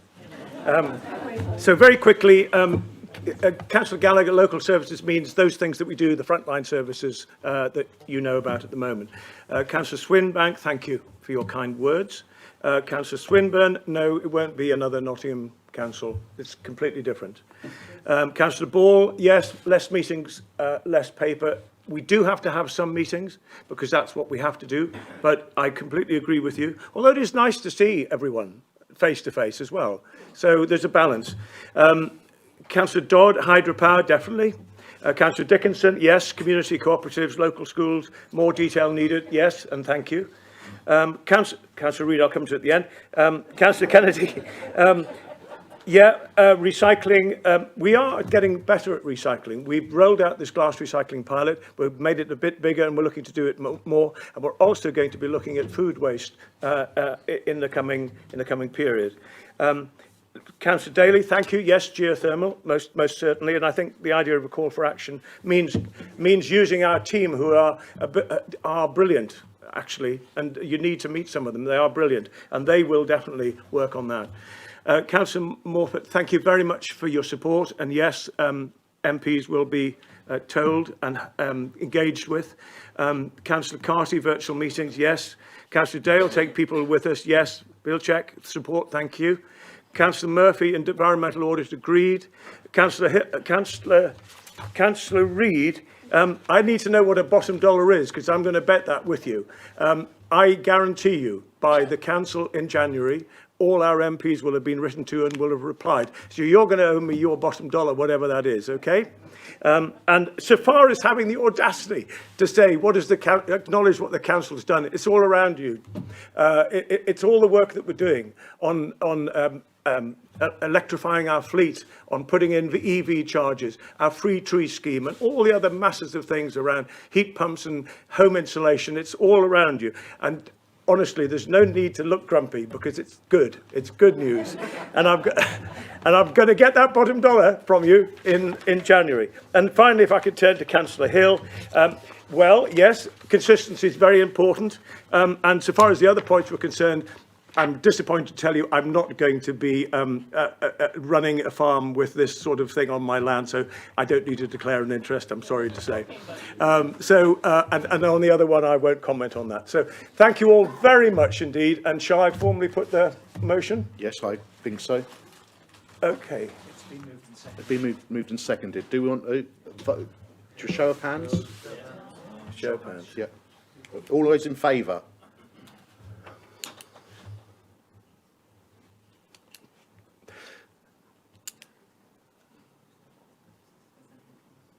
That's fine, Chair. We don't need to count. Don't need to count. If there's any against or any abstentions. Any against? Any abstentions? Right, fine. Yeah, I was waiting for that one. Okay, that motion has passed. Right, it's now 16:58. I'm going to propose a break until 5:10. But what I'm going to say on that one is I'm going to start the meeting at 5:10. So if you haven't got your coffee yet, make sure you have, or what have we, because I don't want us to be hanging around like we was previously. So 5:10. Like we were previously, not like we was, like we were. Yeah.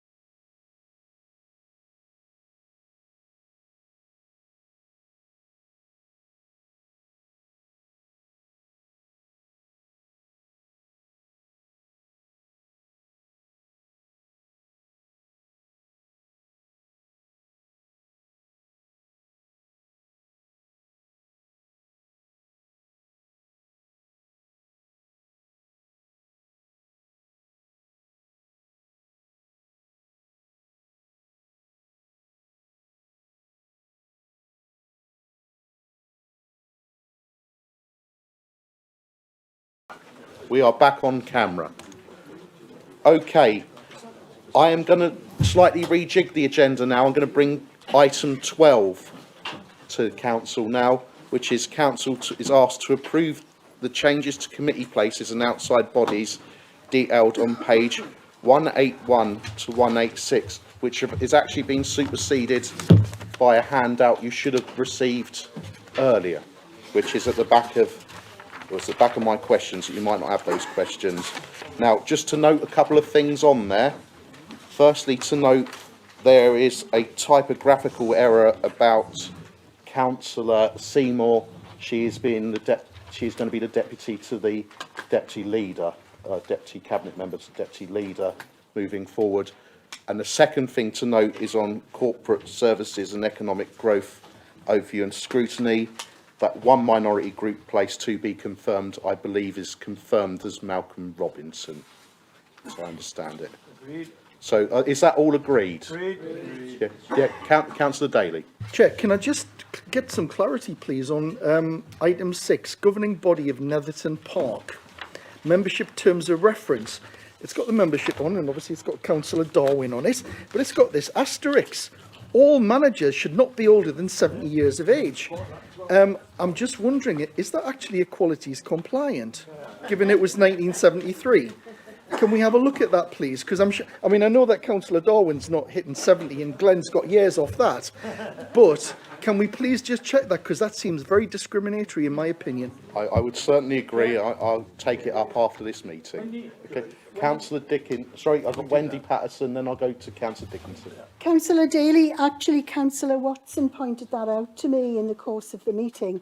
It looks very much like an equality issue. However, there is an asterisk next to it, and we don't know what that asterisk refers to. So I have emailed Patrick Price, who heads up our equality system, and I will ask him what that means, because it is most odd. I agree.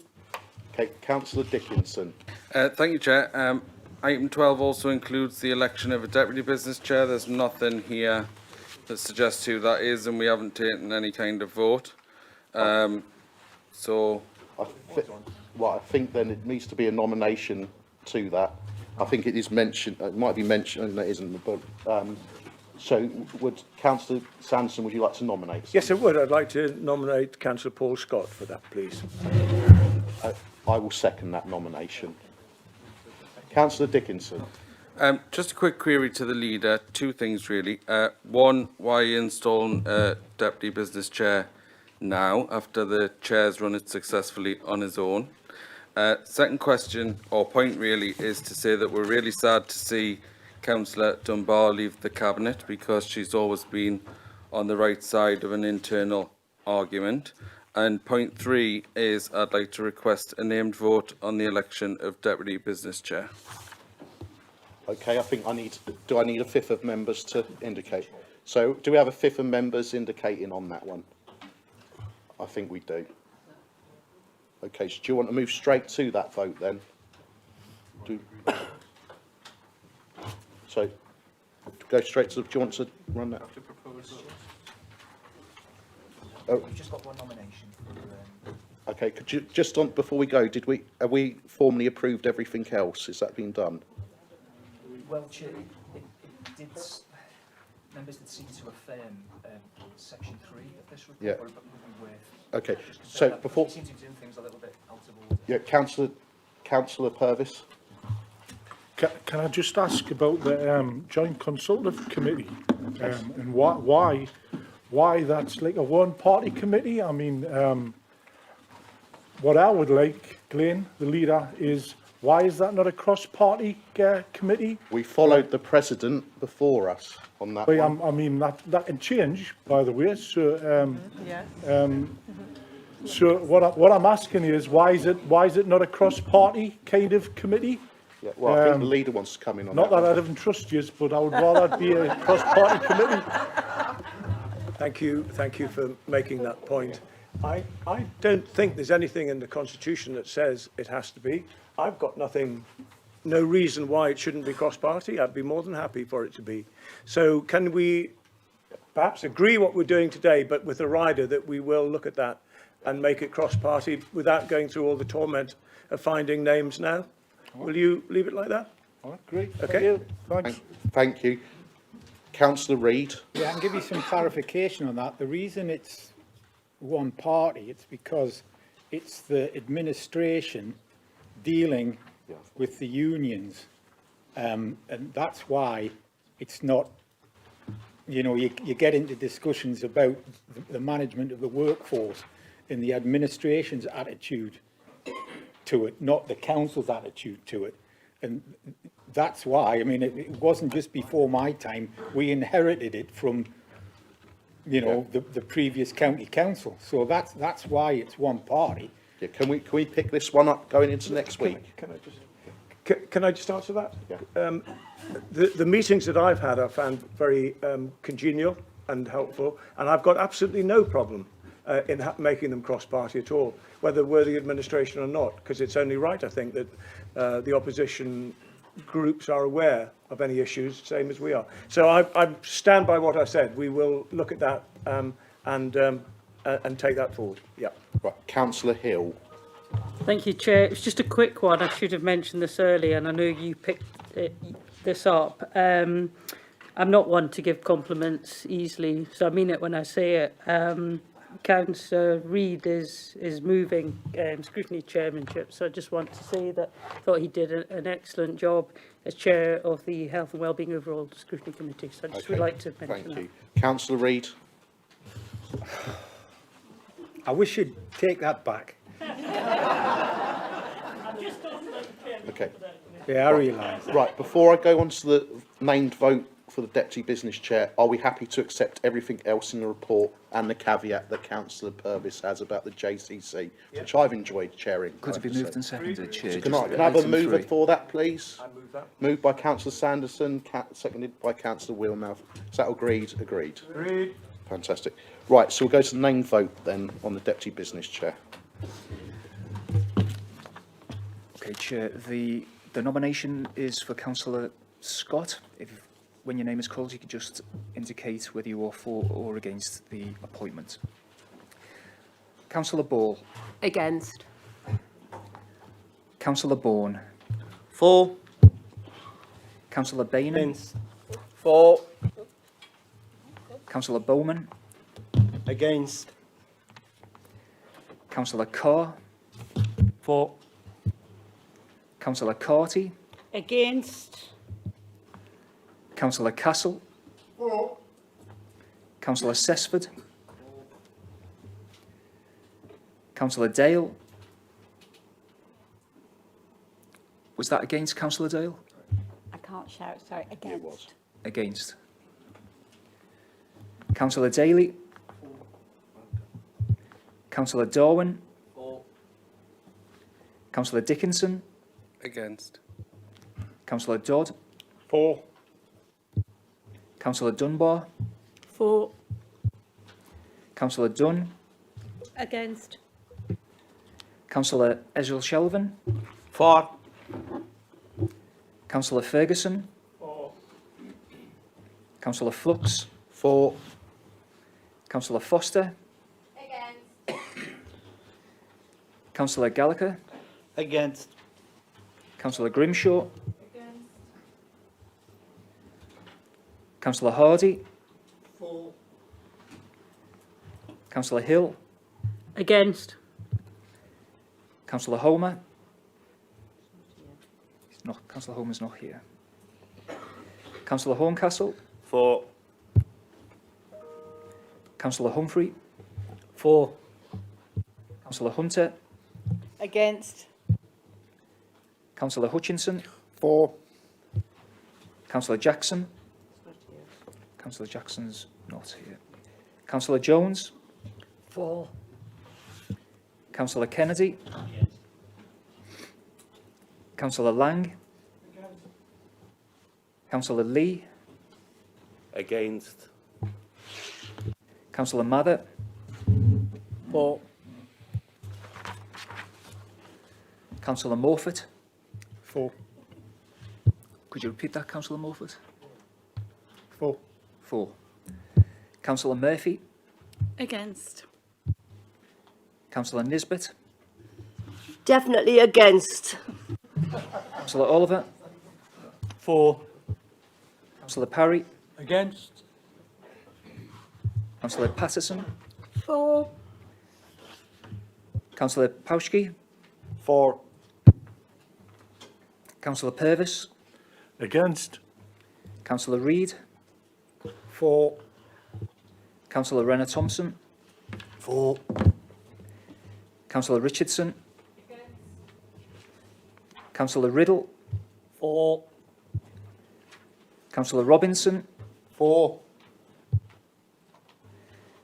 Councillor Sanderson. For. Councillor Scott. Which one? It's Councillor Paul Scott. For. Councillor Seymour. For. Councillor Sharp. Yeah. Councillor Simpson. Against. Councillor Stewart. For. Councillor Swinbank. For. Councillor Swinburne. For. Councillor Taylor. Councillor Thorne. For. Councillor Waddle. Against. Councillor Wallace. Against. Councillor Watson. A. For. Watson. Sorry, that's Anna Watson. Against. against. Councillor J. Watson. For. Councillor Wearmouth. Delighted to say for. Excellent candidate. Councillor Wilczek. Delighted to say against. Just count those up, Chair.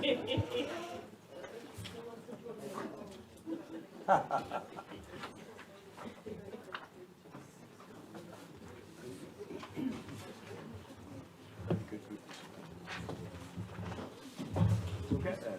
We will get there. Despite people like you. Oh, come on, it doesn't take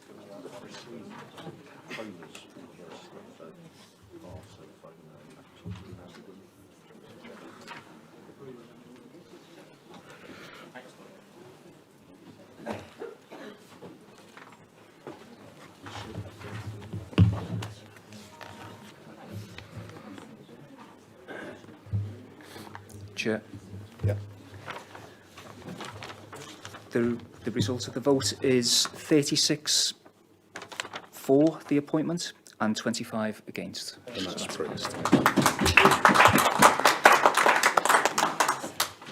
Okay, that's that item done. Look forward to you sitting at the top table next to me next time.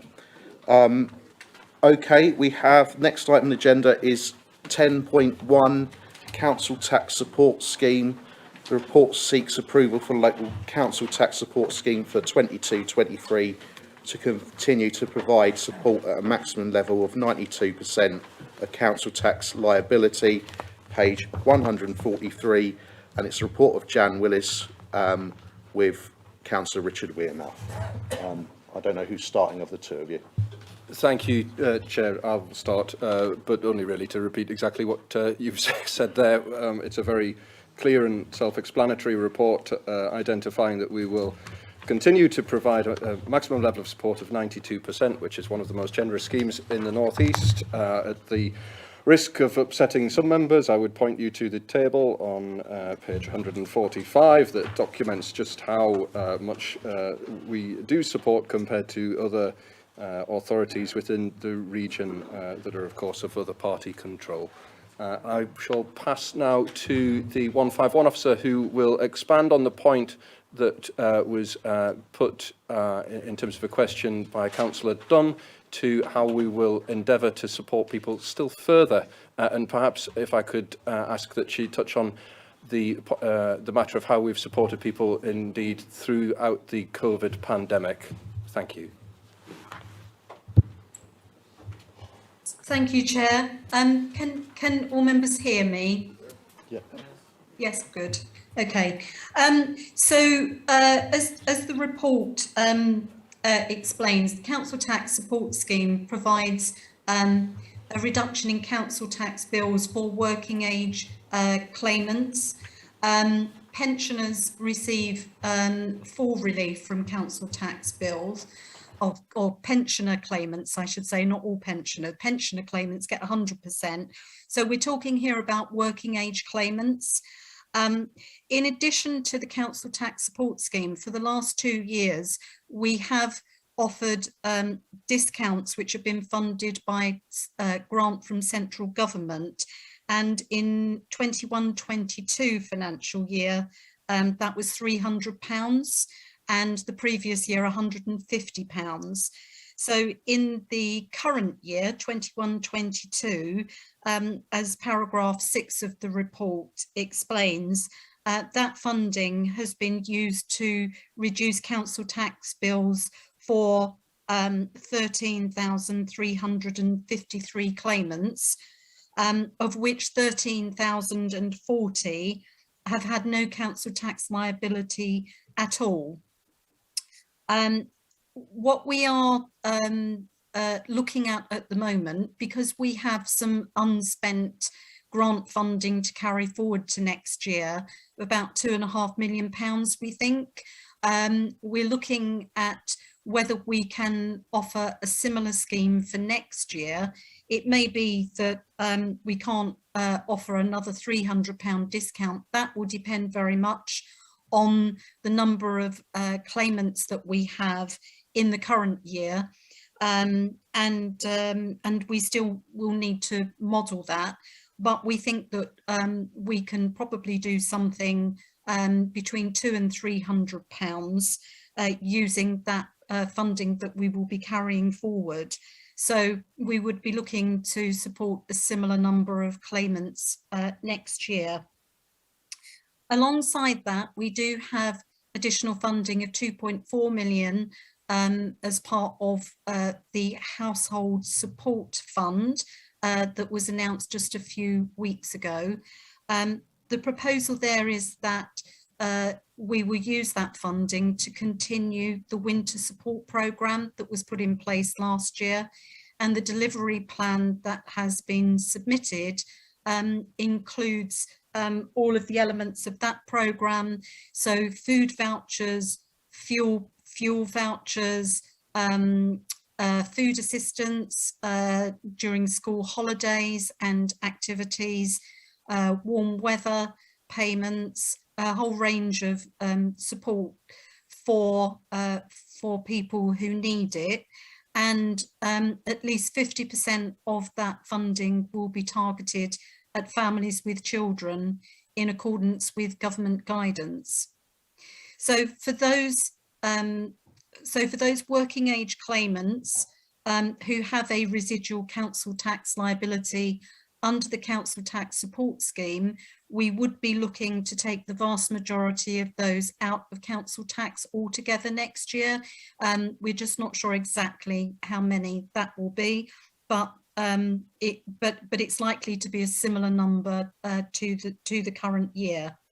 So there will be 3 schemes running alongside each other: the main council tax support scheme, a discount scheme, as I've just outlined, using that unspent funding from this year, and the continuation of the winter assistance programme, which will be using that additional family support funding that we've received.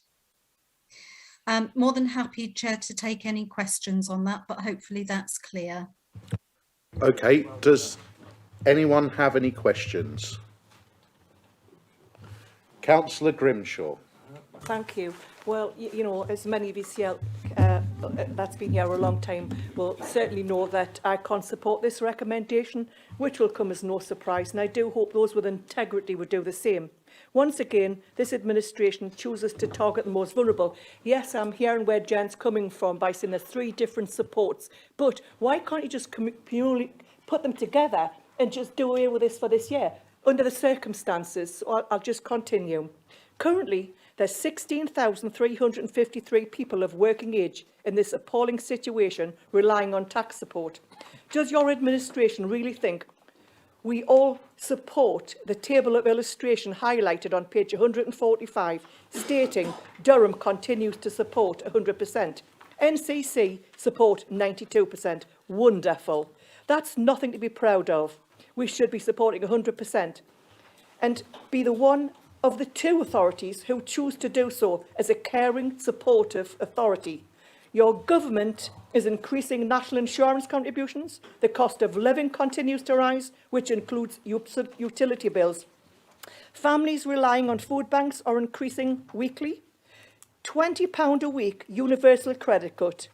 And what is being called is the biggest overnight cut to the basic rate of social security since the foundation of the modern welfare state.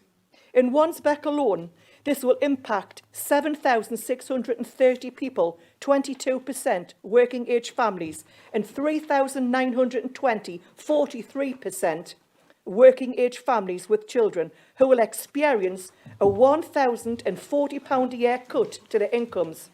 As a result, this will take away almost £8 million from the local economy. And as the region recovers from the pandemic, and yet, knowing the stark reality of people in poverty, you choose to take 8% more. Collection of council tax from this working age claimant is difficult. Payments over 12 months will be encouraged, as stated in the report. Blood out of a stone comes to mind, and please don't support. And here I've got the stark reality figures of Ian Lavery's Wansbeck poverty report, and then we're trying to say that putting three small schemes together that'll take away this is absolutely ridiculous. Just scrap it for a year, and you could, next year's next year. It's been COVID, people's losing their jobs, they're coming out of awful situations, and yet you choose to take 8% off. And, you know, people can be smirking away, and I couldn't care less. The thing is, these people, that money is vital for their income. And nobody understands that is a meal probably that lasts people for a week, the £20 taken away, and then we're still insisting on taking 8%. And this table means absolutely nothing to me, because we should be proud councillors of Northumberland and support 100% like Durham does. And I cannot support this, and I never will as long as I'm sitting in Northumberland County Council support this, because we're just trying to make people out to be, oh yeah, we'll be doing this and there's money here and there's money there. Just scrap it. If you've got all this money floating about, scrap it. Right. Councillor Bourne. Thank you, Chair. I always look forward to this annual chat. It's always the same. The pre-prepared rant we just heard, obviously I hadn't been listening to the very concise and detailed explanation by the 151 officer. As set out, the vast majority of claimants in Northumberland are not paying any tax. And this scrap it, well, sorry, you know, we have to balance the books, and we're very lucky that we've actually managed to manage things so that we've both introduced this scheme and been able to actually help the most vulnerable directly.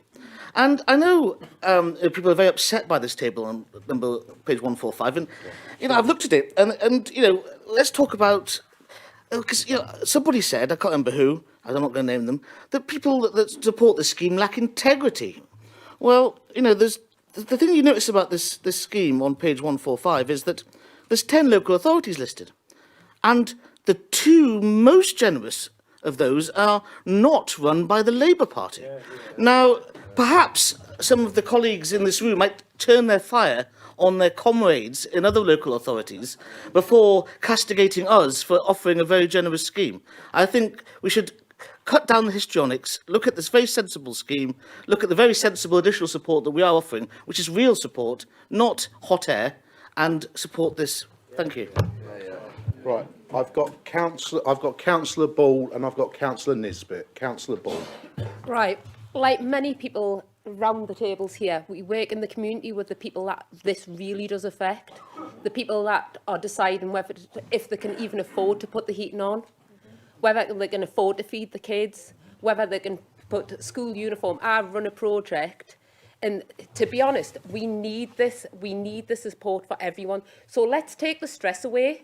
Like, instead of having to apply, make phone calls, like, just remove the stress. The money's there. Why are we having to make people jump through hoops that are already? We've got increased in work, in work poverty. We've got the cuts in universal credit. So why don't we just make it nice and simple, get rid of this, and just make lives make their lives just a lot easier? Because I just think this is absolutely ridiculous that people are having to jump through hoops when we know the money's there. Thank you. Councillor Nisbet. Right, I totally reject this proposal because I live in Blythe Valley, which is full of deprivation, as everybody knows. We have got a Tory MP. I would love to know if he can give us stats of people that's unemployed, and not only unemployed, people that are working, that live on the borderline, who can't afford to live. That's on the borderline. Also, next year, they're putting up the national insurance, which is a damn disgrace. So sorry, I do not support this whatsoever. Councillor Robinson. Then I've got. Thank you, Chair. We've identified 16,000 people here at risk. I think that's the tip of the iceberg. I think we're about to see those figures explode, working age claimants and whatnot. So what I would like to ask, can we have at least those 3 schemes and any more given to the details given to us so we can pass them on, or better still, put them in the tax forms as they drop through every letterbox? Do you want to answer that, or do we want to answer at the end? Thank you for an actually useful comment on that, and happy to do that. I didn't say that your comments weren't useful, Councillor Grimshaw, and sorry that you were so rude to interrupt me whilst I was speaking. Thank you, Councillor Robson. We'll endeavour to do that, and I'll task the 151 officer, if I may, to circulate some details on this as soon as we're able. Obviously, it doesn't take effect for a little bit of time yet, assuming that it passes through this process and through the subsequent budget. And just to note, thank you to Jan for explaining what we're able to do and how generous we are able to be in such a concise and clear way. Thank you very much. Councillor Murphy, then I've got Councillor Dickinson, then I've got Councillor Grimshaw. I'm going to ask your point because you already had one say, but I'll ask what you want to say, and then Councillor Dale. Councillor Murphy. Yeah, I think the point about the 92% and how generous that is, it probably feels to those of you making the decision that that's generous, unless of course you fall into the 8%, and then I'm sure it feels very, very different. And the second point I'd like to make is for people in this room to examine their conscience and to think, have you ever personally been in a position of having to make the choice between paying your council tax, which if you don't pay it has very serious consequences, and buying food for your children? And if you haven't personally been in that position, then please don't be smug about others who are in that position. Councillor Dickinson. Thank you, Chair. I think this is always a really difficult discussion that we have, because people have a very different understanding of what this means to people. I think what we also need to identify is that this has gone from 12,000 originally when first proposed to nearly 17,000. And I think Councillor Robinson's right, and it's not often I agree with Councillor Robinson, around this being the tip of the iceberg and more people coming forward. The problem with independent and different schemes is multiple people have complex issues in their lives, and those barriers that those schemes have, or the criteria that families need to make, or indeed the ability to access them online or whatever else due to the deprivation or IT deprivation that they're already in, means that those schemes are out of reach.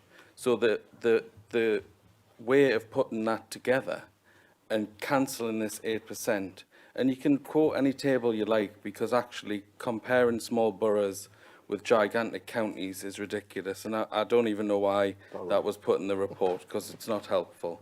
So What we need to do is look at ourselves, look at the county that we represent, look at the people that we represent, look at the need of those people, which has changed dramatically since this was first brought forward, and look and ask ourselves, should those three things be put together to cancel this 8% for those people, or do we want to push more people of the 16, nearly 17,000 people into that bracket, because more will come, and spend a fortune chasing money that simply doesn't exist in those households?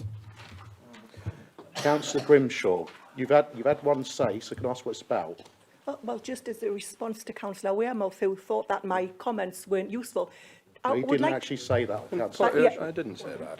It was implied, Chair. But just on that note, tell that to the people who are going to food banks, can't feed their children, they can't get uniforms for their children.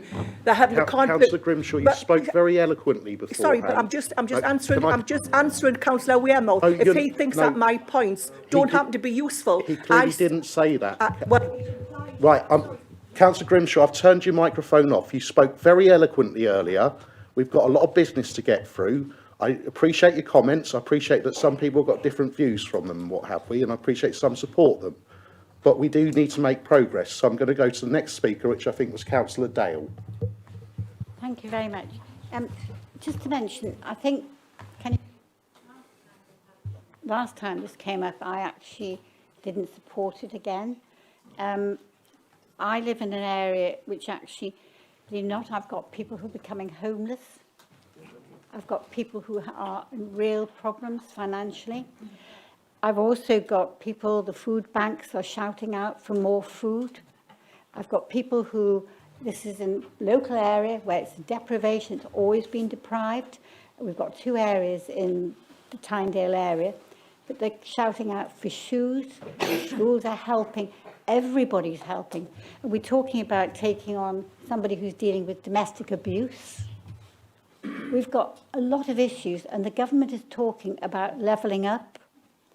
And what we need to do is, during this time of pandemic, when it is difficult, and people are finding it very difficult indeed, with all the extras they have to pay for, that actually, if we can just this coming year establish that we give them 100% and review it when we've settled down.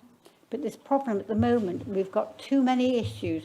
I've got lots of friends who work on the CAB and they can tell me where the problems are, and some of them are horrendous. And we're all sitting here, the government the other day mentioned about, oh, well, 7p off a pint will help them. I couldn't believe that. We're talking about people who have nothing, and I see them on the streets, and we try and do everything we can to help. And actually, it's 1 year. We've got to go through the pandemic. And the extra money actually could be used for other things, which are grants, which I'm sure can be used for things that actually can help them further. But there are issues. I work with the police on issues. And unfortunately, it does come from the deprived areas. But not only comes from it, it has a knock-on effect into other areas too. So can I just ask you, take the politics out of it, just think, we've still got another year of COVID. And have you been, I used to work for the government down in Wallsend. If you really want to see deprivation, go down there, go to Blythe. I can go to an area near me, and actually it's hard. And I understand how hard it is. I've been there, I've worked in it. And if you see these children being brought up in a house full of poverty, it is horrendous. I can't support this, not this year. I'll look at it again next year when maybe COVID is settled. But I think that if we have extra money, we could spend it on other things. But I would like these people to know that they actually have the support of the council during these very difficult times. Right, I've got we need to really do make progress, but I've got Councillor Bowman, then I've got Councillor Hill, then I've got Councillor Foster, and then I've got Councillor Patterson, and there was one other person. Okay, Councillor Bowman. Councillor Carr. Thank you, Chair. I'm going to tell you a little story. and the story is quite painful. A few weeks ago, I got a telephone call from a resident who was in tears. And that happens quite often, by the way.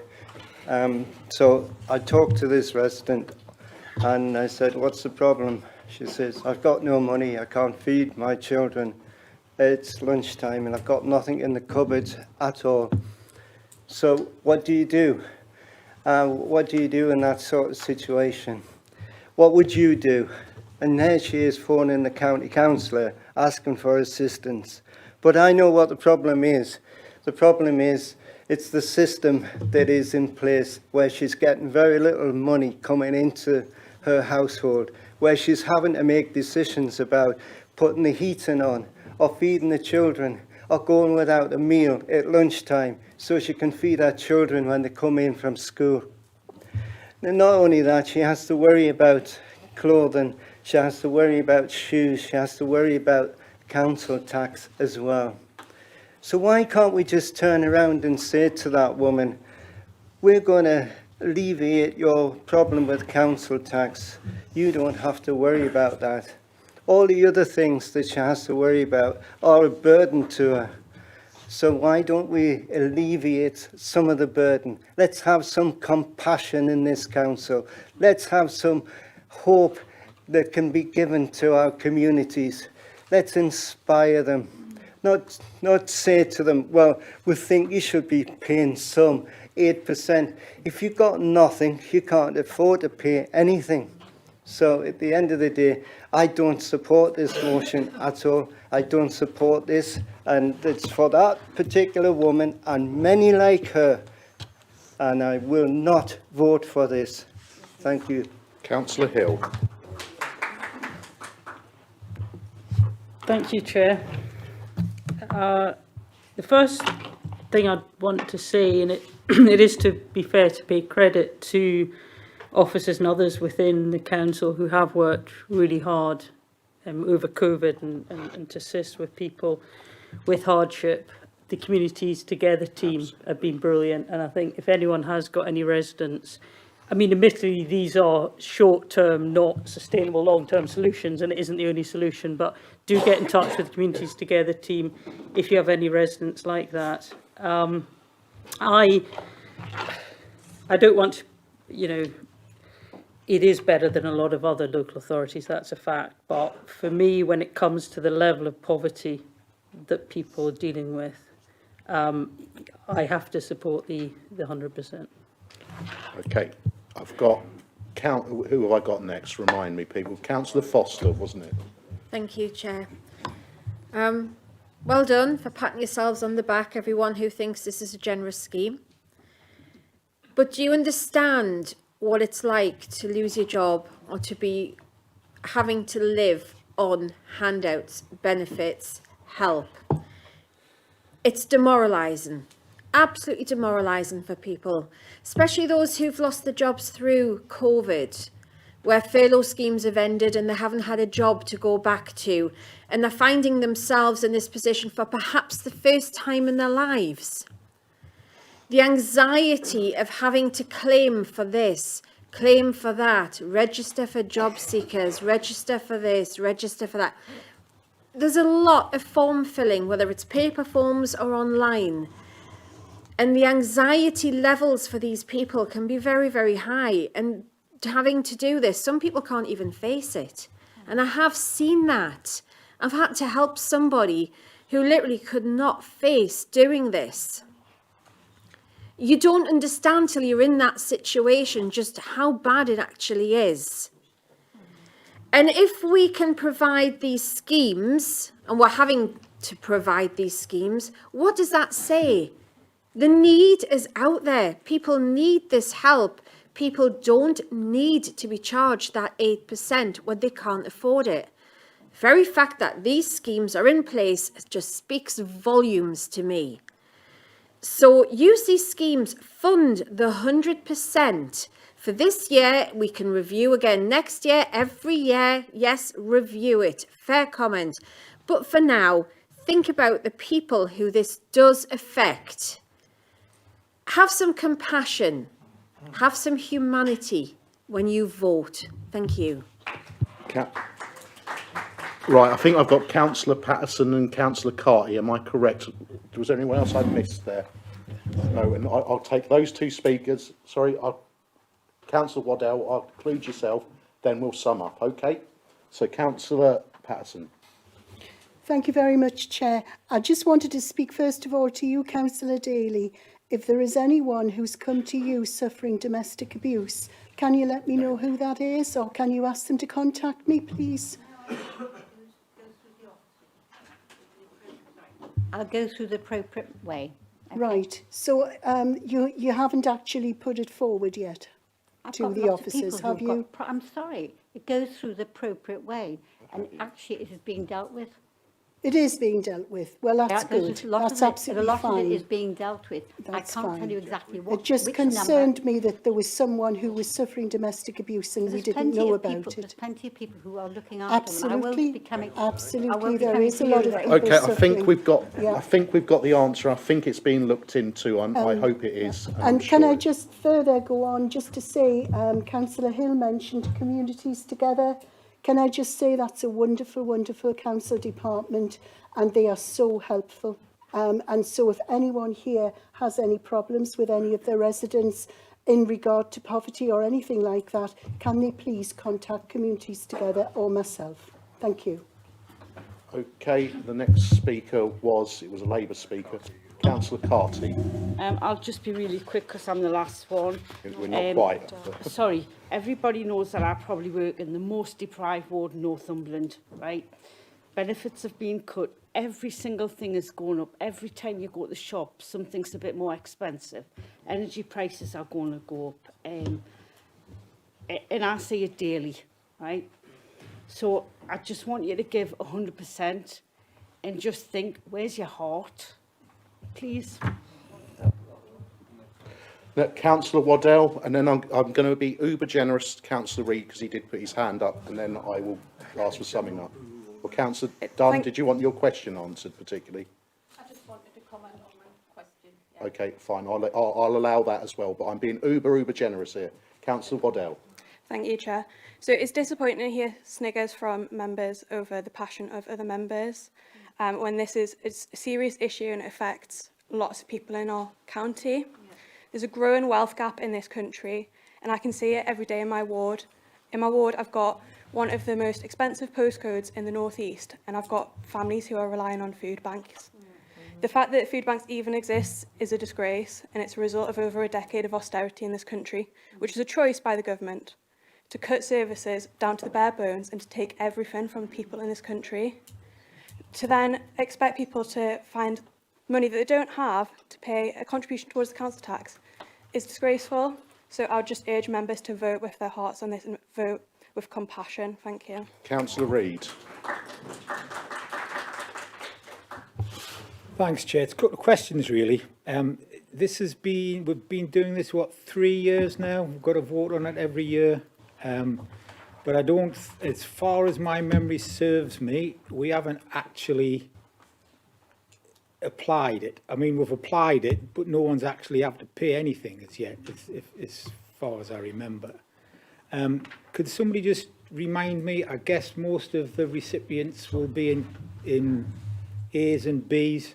Can we just be reminded of how much we're asking people to actually pay? And as far as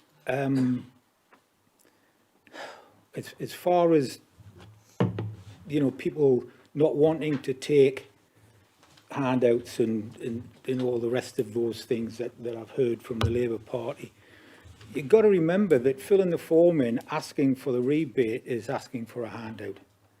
So they're already, no sharp intakes of breath. I have sat and listened to you for far longer than I feel as though I should have done.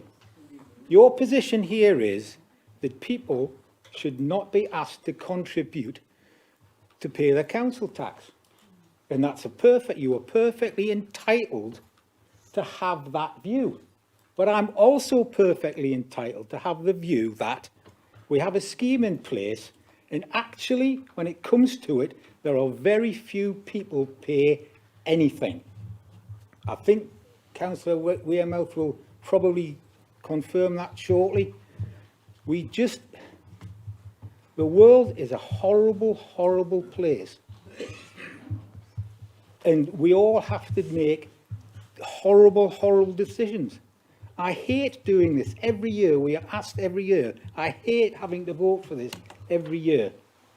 But at the end of the day, to keep the council in a position where it can actually help people, where it can support people, where it can empty the bins, where it can cut the grass, where it can give people support, then this is one of the things we have to do, whether we like it or not. So I'm sorry, and I'm sure you're all going to be on Facebook saying how terrible I am later on today, but sometimes you've just got to face up to your responsibilities as a councillor and do things that you don't like doing. But if I could have answer the two questions, which was, how many people actually paid anything? And do we know what the average we're asking people to pay is? But before we do that, can we vote to do whatever we do with standing orders for 3 hours? Suspend standing orders. Suspend standing orders to extend the meeting. Do we agree? Agreed, thank you. Right. Councillor Dunn, do you want to make your point? And then I think that's it. Yes, thank you, Chair, and thank you for letting me come back, seeing as my question started this debate sort of thing. It worries me that at this present time, as a council, we're just happy to sort of continue with the scheme that we've got in place without questioning it, and I'm happy that people have questioned it. And as I said earlier on, my concerns would always be that the hardship scheme and any other scheme are discretionary. And however good our referral partners are, there's always people that are going to fall through that net. At this point in time, I think we should be strengthening the safety nets we provide for the most vulnerable amongst us and not adding to the difficulties they face. So I agree with Councillor Ball when she said if that money is there and it's going into 3 separate schemes, why not amalgamate them and just make life a little bit easier for everybody? I'm sure it'll be easier for the people who actually administer these schemes, never mind anything else. Thank you. Right, I'm going to pass over to the Leader and Deputy to sum up on this. So, just to come back on that, Councillor Dunn, I think that there are 3 separate parts of money that have come from government and have to be administered in such a way, unfortunately. But nonetheless, you've made some comments during the scrutiny process. We undertook to be as generous as we could in terms of finding ways to use and bring additional funds, and that's what we've done.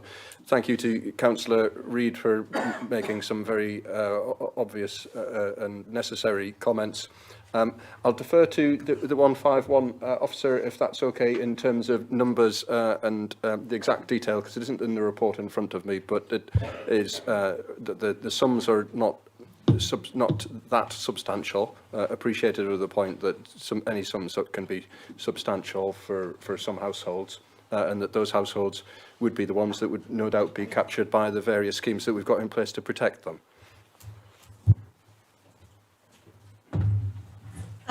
Thank you, Chair.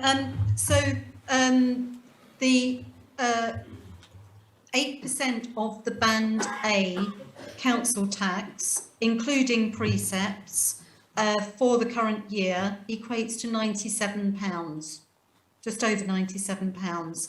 For Band D, it's about 131. So, given the distribution of bands across the county, most working age claimants will be in bands A to C. So they'll be, if they're paying the 8%, they'll be paying £131 or less. The number that we're actually paying anything in the current year is 3,313 people. So the proposal is that we would provide through this discount equivalent support next year. So you would expect to see a similar number of people making a contribution, and that may not be the full 8% in all cases, because it depends on the amount of residual liability that they have after you've applied a flat rate discount. So, you know, I'm not saying that The remaining 3,300 would pay the full 8%. Many of them would pay less than 8%, but the maximum they would pay in a Band D property would be £131 a year. And Chair, if I may also just clarify one other point. If we go ahead with this proposal, no one would have to apply for the discount. It would be automatically deducted from council tax bills, as we have done this year and as we did last year. So everybody would automatically qualify. If they're working age claimants, they would automatically qualify for this discount. I just thought it would be helpful to make that clear, because I'm not sure that it was from some of the comments that were made. Okay, I'm going to pass to the leader to sum up, and then we need to vote on this. Right, thank you very much. I'll just be very brief, because those of you who've been councillors for a while will recognise this debate. We have the same thing every year when the Labour Party suggests they are the only ones who have people who have need, and that somehow everybody else, whether they're independents, Lib Dems or Conservatives, don't. That's not true. There will be, within every council ward, there will be people who need help. So please don't use this inverted snobbery, if you like, to suggest that somehow you have a heart and we don't. Now, soon, probably in the next 2 or 3 weeks, you will all receive a draft of our new corporate plan, and there are two aims within it. One is that we will encourage and support business, and the other is we will look after people who need our help the most. Instead of paying lip service to inequalities, we're going to do something about it over our term of office, and we will. I do not think it is helpful if we try and fight each other over an issue that is so important. We believe this is a very fair way of going forward.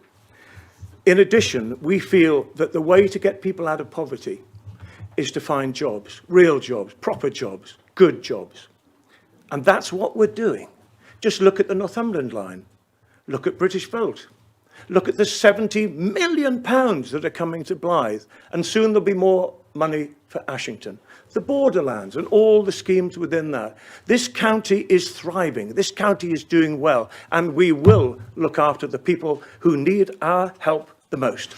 Hear, hear.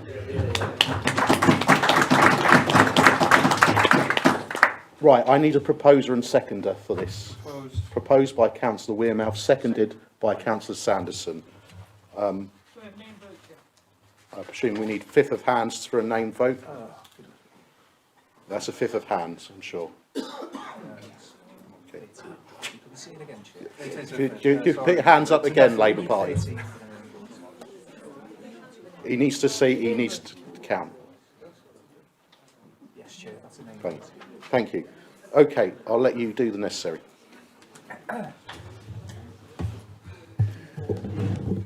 Thank you, Chair. The motion is to approve the recommendation. If you could just indicate whether you are for and against the motion when your name is called. Councillor Ball. Councillor Ball. Against. Councillor Bourne. For. Councillor Bainan. For. Councillor Bowman. Against. Councillor Carr. For. Councillor Carty. Against. Councillor Castle. Councillor Sesford. Councillor Dale. That's against. Councillor Daly. Councillor Darwin. Councillor Dickinson. Against. Councillor Dodd. For. Councillor Dunbar. For. Councillor Dunn. Against. Councillor Ezel-Shelvan. For. Councillor Ferguson. For. Councillor Flux. For. Councillor Foster. Councillor Gallagher. Against. Councillor Grimshaw. Against. Councillor Hardy. Councillor Hill. Against. Councillor Horncastle. For. Councillor Humphrey. Councillor Hunter. 4. Councillor Hutchinson. 4. Councillor Jones. 4. Councillor Kennedy. Councillor Lang. Councillor Lee. 4. Councillor Mather. 4. Councillor Morford. Against. Councillor Murphy. Councillor Nisbet. Against. Councillor Oliver. 4. Councillor Parry. Against. Councillor Patterson. 4. Councillor Pauschke. 4. Councillor Purvis. Against. Councillor Reid. 4. Councillor Renner Thompson. 4. Councillor Richardson. Councillor Riddle. 4.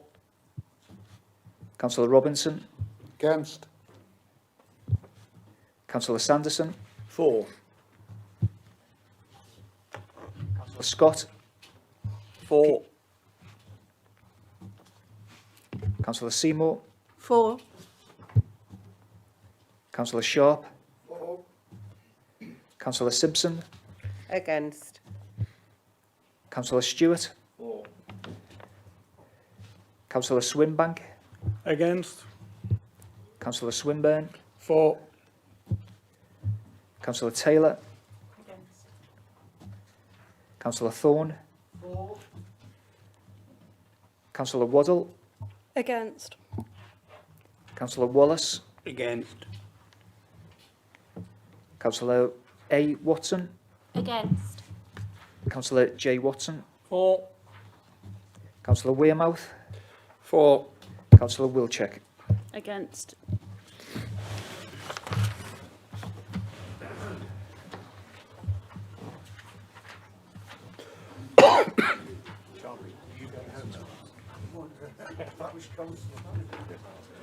Gordon Castle's off as well. Oh, you have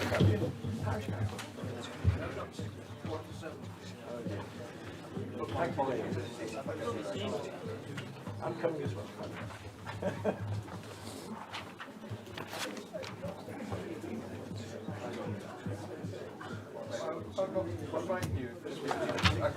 Got parish councils, all sorts.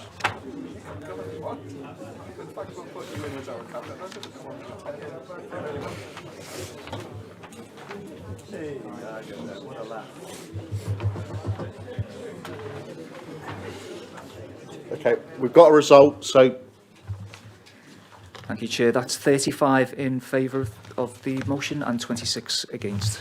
That's carried. thank you very much for doing the necessary on that.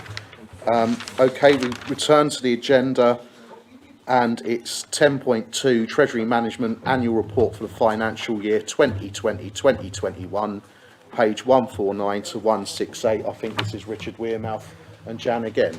It is. Thank you, Chair. Given the length of the meeting that we've had, I don't propose to go into huge amounts of detail, not least because there is huge amounts of detail in the report to be gone into. I will pass straight to Jan to see if she has any particular comments that she would like to make on the document. Thank you, Chair. I will keep this short and sweet. I think it's fair to say that 2021 was a rather unusual year from a Treasury management perspective, as well as from a number of other perspectives. And the strategy that was approved in February of 2020 was very quickly blown out of the water just a month later, when the Bank of England reduced interest rates to 0.1% from 0.75%. We've had to adjust our approach throughout the year to respond to the very different economic conditions in which we found ourselves. But thankfully, the strategy was sufficiently flexible to allow us to do that without breaching any of the limits that were agreed by Council back in February. We've had a huge amount of cash because of the various grants that were paid by government during the year, including over £100 million of business support grants that we had to administer. And our biggest problem this year has been actually finding somewhere to place that cash. As a result, interest received has been lower than expected, but the positive has been that we've been able to finance a large part of our capital programme expenditure internally without having to borrow, and also the interest rate that we've paid on our debt has been lower than we forecast. So overall, our capital financing costs have been significantly lower than we expected them to be at the time the budget was set. This is a backward-looking report. There will be further detail about current year operations coming in the half-year performance report to Cabinet in December. So I will expand further at that point on where we currently are and what the prospects are for the remainder of this year and looking forward. But in the meantime, I'm happy to take any questions on this report. Do members have any questions? Councillor Watson. Can I just say, if you've managed to read this report, which is not easy reading, Treasury Management is an unsung hero of this council, and it has been for years. They've always done a really great job for us, and you're continuing to do that, Jan. It's been a difficult year, but I think we've done very well indeed, and I just don't think we recognise just how well our Treasury Management team do. So I, for one, want to congratulate them on continuing to perform well for us in this council. Thank you very much indeed. Do we have any other questions from members? Councillor Oliver. Thank you, Chair. I support what Jeff's just said. It's also worth noting in 2017, the forecast position for borrowing by 2021 was about 1.5 billion. So the fact that it stands at a little over 800 million is a significant achievement. But going forward, the maturity profile is obviously, there's a big spike in, I mean, it probably won't bother any but the youngest of us, but it's in 40 or 50 years. Are there any plans to sort of smooth out that maturity profile so that if there are inclement positions, interest rates at that point, it doesn't cause a major problem for the then council? I'll go to Jan for that one, I think. Yes, as debt falls due, we do look at the maturity profile and look to spread that. We are significantly under borrowed at the moment, by about 50 million more than we would expect to be at this stage. So we will monitor what's happening with the markets and any movements in interest rate forecasts. And as and when we see that the time is right to replace that internal borrowing with external borrowing, we will do it in such a way as to smooth the maturity profile. And I'm sure there will be opportunities to do that. But as I said, we will. We are currently refreshing the strategy in readiness for the forthcoming financial year. So that's one of the things that we'll be looking at, Councillor Oliver. Thank you. Councillor Dickinson.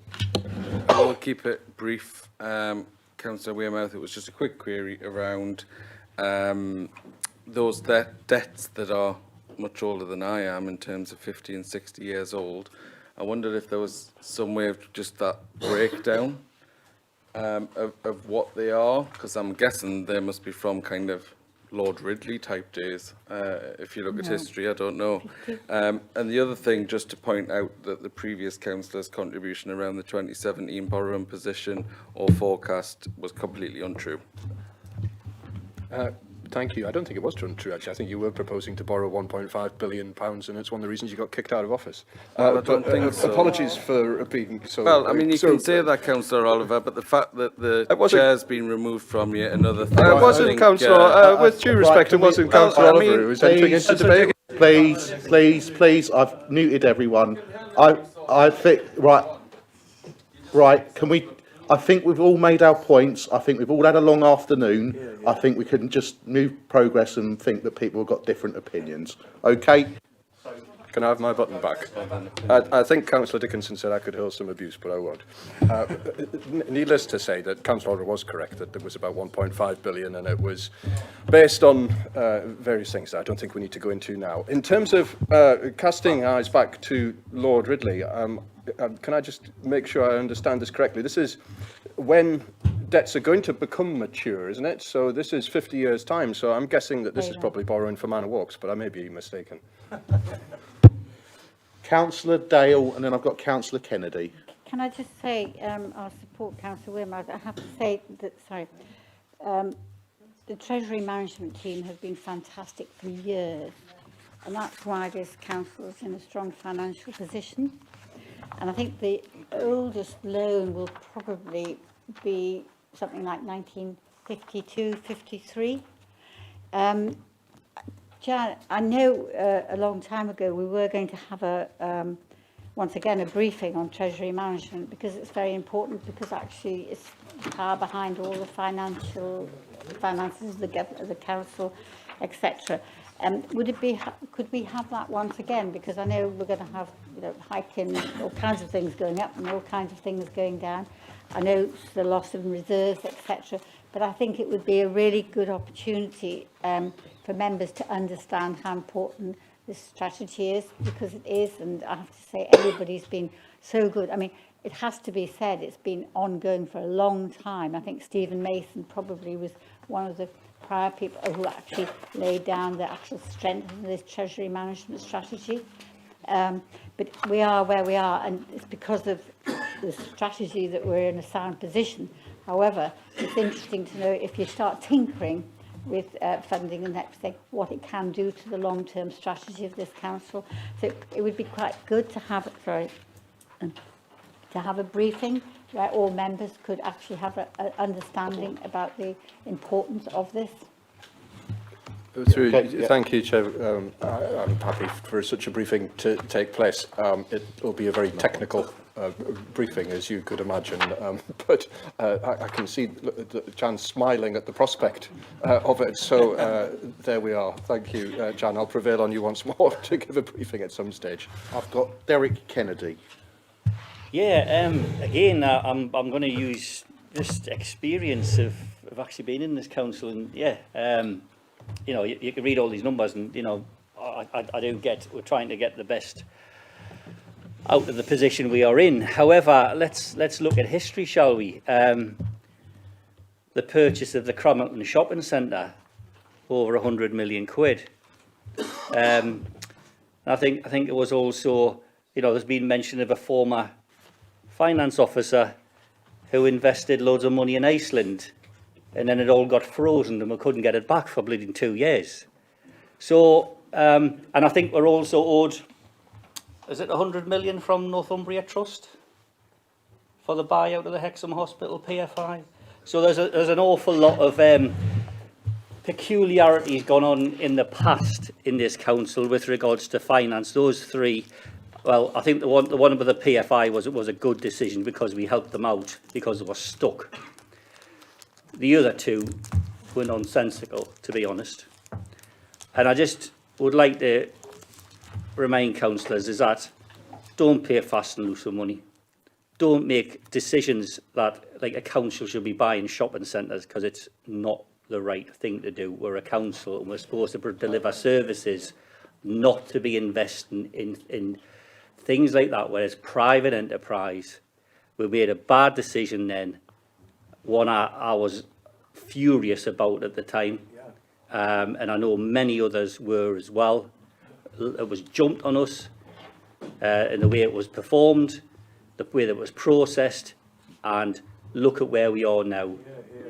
Absolutely appalling decision.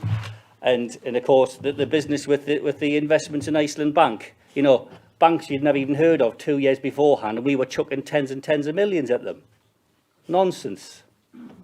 The reason why that was a bad decision is because they were giving out outrageous percents that they couldn't stand up on, and that they collapsed. So all that glitters is not gold. Caution. Just because we may be in a good position now, doesn't mean invest in airy-fairy stuff in the future. So be sensible, everybody. It's public money, not yours. It's the public's money. We're the governors of it. But be sensible is all I'd like to say. Thanks. Thank you. Including toilets. Thank you, Councillor Kennedy. Have we got any more questions, or can we move on? Jeff, I'll allow you. I have some sympathy with what Derek's just said, but we need to be realistic as well. The Icelandic thing in particular railed with me a bit there, Derek, because actually we got every penny back. We didn't get interest, but we did get every penny back. And I have to say, in defence of the whoever they were, and I think it was Labour administration, I think, at the time, but that doesn't matter, because what happened there when they invested the funds, they took all the best advice available, went through all the correct process, and unfortunately, everybody was wrong. So it wasn't a decision that our officers made themselves, or we as a council made ourselves. It was done under the best advice that was available, and sometimes things aren't right when you want them to be. So that's all I want to say, Derek. The rest of your comments I agree with. So thank you very much. I think we're getting away from the report a little bit now. So what I'm going to say is, I think we just need to note the report, don't we? And we're not going to shop at Iceland anymore. So is that noted? I'm correct noting that, aren't I? Right, so I'm to point 11.1, report of the Senior Manager and Deputy Monitoring Officer, proposed constitutional changes, and that's page 169. And this is from Neil. Do you need to say anything on this? I can give a short introduction. If you'd like to give a short introduction, yeah. Yes, thank you, Chair.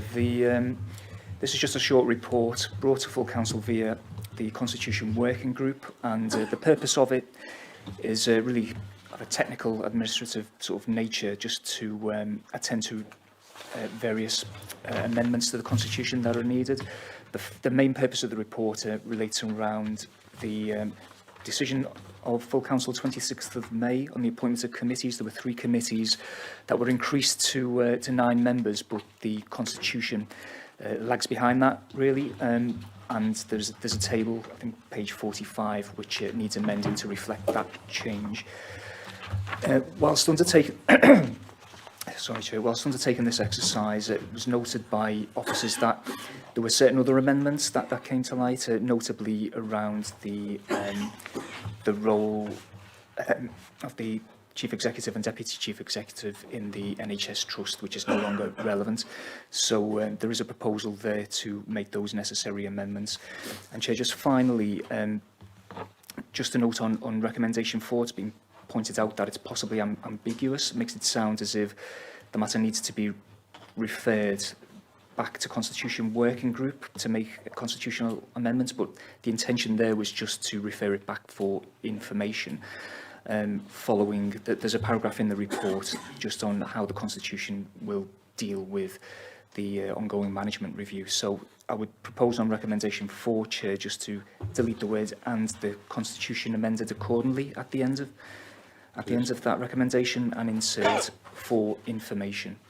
Okay. I did make that clear at the end of Constitution Working Group, Chair. Okay. Do we need to formally propose that, or was it just?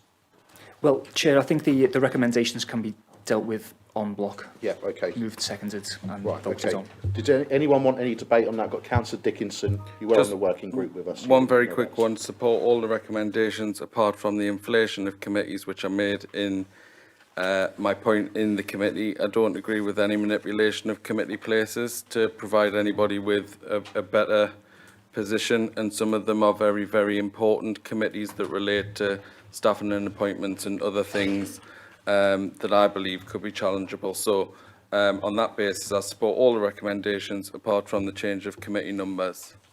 Okay.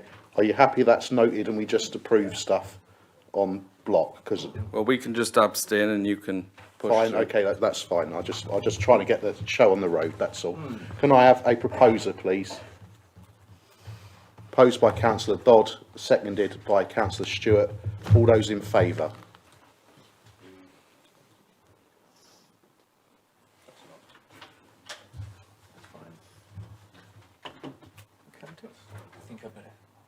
want me to count, Chair? If, I think you'll be all right. We can take the against, Chair. If it's That's right. looks close, I'll Right, take okay. the count. Can we take those against?